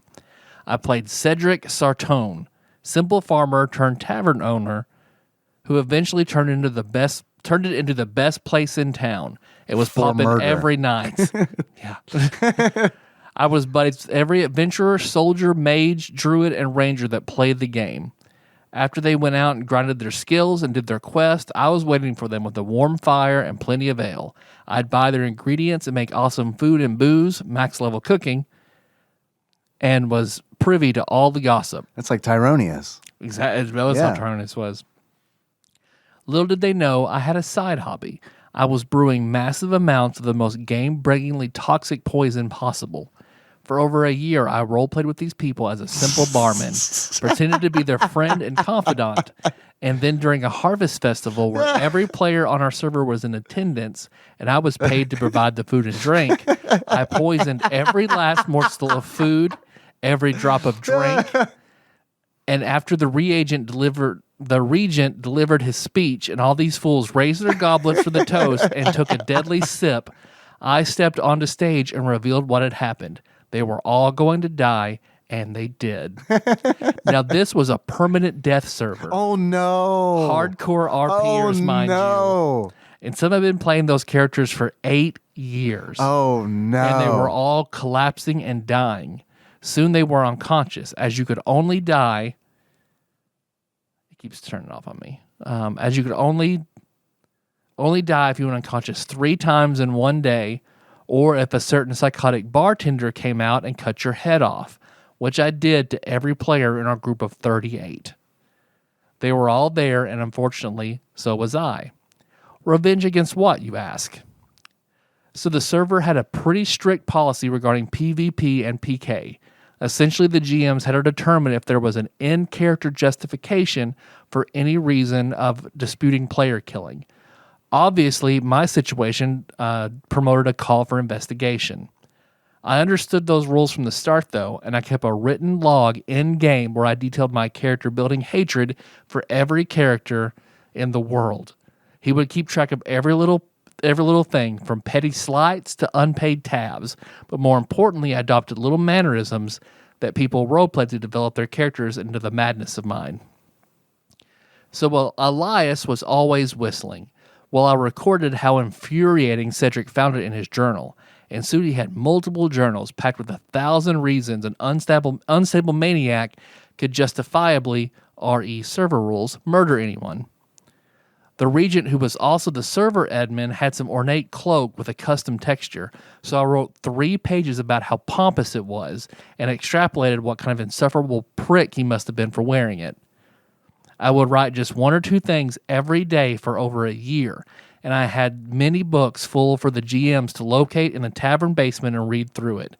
The result was that they found my massacre to not only be in good form and in character, so the server was not rolled back. Instead, they decided to reset and implement a new landmass they had been working on. Some people were really pissed off, mostly a handful of veterans who had been top dog for several years in their little gladiator arena. That didn't sound petty at all. And their little gladiator arena. I did it because my first character was murdered by an overzealous asshole who just used his character to project his inferiority complex. He killed me on my second day in the server because I wandered into the funeral of his friend. It was taking place in the middle of town and there was a crowd, so of course I was curious. But because I was not invited and he was a known prick, it was found justifiable for his character to kill mine because of the emotional turmoil, blah, blah, blah. So I said, okay, fuck that, and rolled a new character, and was ostensibly eager to please and non-threatening. I won. So he's the worst role player ever. Because that's like total metagaming. Yep. He knew this guy killed my character, so I'm going to make a character to kill everybody. Yep. That's metagaming. That's metagaming. You are correct. And if I were a GM on that server, I'd be like, that's metagaming. And then I would have rolled back all that shit. Yep. But hey, whatever. Yep. Also, I would have been like, that's also very funny. So it stands. While it's metagaming, it is also very funny. Yeah. Stands. And also, I need to thank our executive producers. And also, Mean Girls, apparently, while it was mentioned earlier, I've been trying to find it to purchase. Check this out. On one of the searches that pop, in the deep back catalog of the Nintendo DS lies one game that even the biggest collectors haven't been able to find. Oh, God. Which is known as Mean Girls DS. So, oh boy. Okay. When I did a search for it on GameEye, didn't even show up. So now I'm starting to be like, is this a real game? Because it certainly, it's got a review on Best Buy. So this is going to be a fun episode, regardless of whether or not we're able to actually play the game. And then if we do get to play the game, who knows what the fuck it actually is. It might have been just something that some guy made, you know what I mean? And leaked on the internet as the Mean Girls game. He could have just, like the Frasier SNES game, but somebody took it seriously. Yeah. But yeah, so I don't know. We'll see. It was released for the Nintendo DS in Europe on September 11th, 2009. This isn't real. This isn't real. And release was canceled in North America. Holy shit. Because Fandom has Mean Girls partially found 2010 Nintendo DS tie-in. Partially found. Mean Girls, also known as Mean Girls DS, is a movie tie-in from 505 for the film of the same name that was released in Europe and in the United States on April 20th, 2010. The game was noteworthy for not putting Lindsay Lohan's character on the cover despite her major role in the film, due to the game's E10 rating and the actress's reputation at the time. It appears the game was a financial bomb and few copies were printed. Previously announced tie-in games such as Pretty in Pink and Clueless were made as PC download-only update in 2015. It appears it only had a European release, and the US release was canceled at the last minute. There is proof that the game was sold at one point due to listing on thehunt.com. Another update. Well, we should do this. Yeah, we should do this on the show. It's interesting, so we should do it on the show. Yeah, it's very interesting. I want to know more. Let's get out of here. I want to give a... do we have Patreon shout-outs? We're totally... You're right. This is in Stinger territory, but we should totally do those. We have one new pledge from Sloan. Thank you, Sloan. Thank you, Sloan. And this episode was executive produced by the following people. These are the folks who donate on Patreon at $20 or more a month. Thank you very much. It's patreon.com/TADPOG. We've got God Emperor Alex Pena, Cthusiast Jeff Miners, Laud Mulaney Dennis, Steve Dixon, Plinko Nick Price, Clambro Cody Phillips, Bantha Master, Executive Producer Dig Dougie, The Eightfold Daniel Abernathy, Time Lord Josh Edwards, Gamebug Prime Nathan Eaton, Matt Gentile, a.k.a. Gentle G, congratulations on your marriage, Magical Sleeper, a.k.a. Big Dick Pie Baker Chris Vaughn, Usurper Grimm, Temporary Eternal Savior Cubicle Monkey, Pinball Archmage Chris Edler, I'm sorry you couldn't be on this episode, Sandwich Pope Phil Hawkins, Nate from Utah, First Time Caller, Zeus Laser, Drink Smith Joey Webster, Big Daddy Paul Anderson, Edgelord Kyle Purtleball, Master Cycle Baron Kevin Link, and General Kenobi Massacre. Thank you guys. Hell yes. Thank you very much.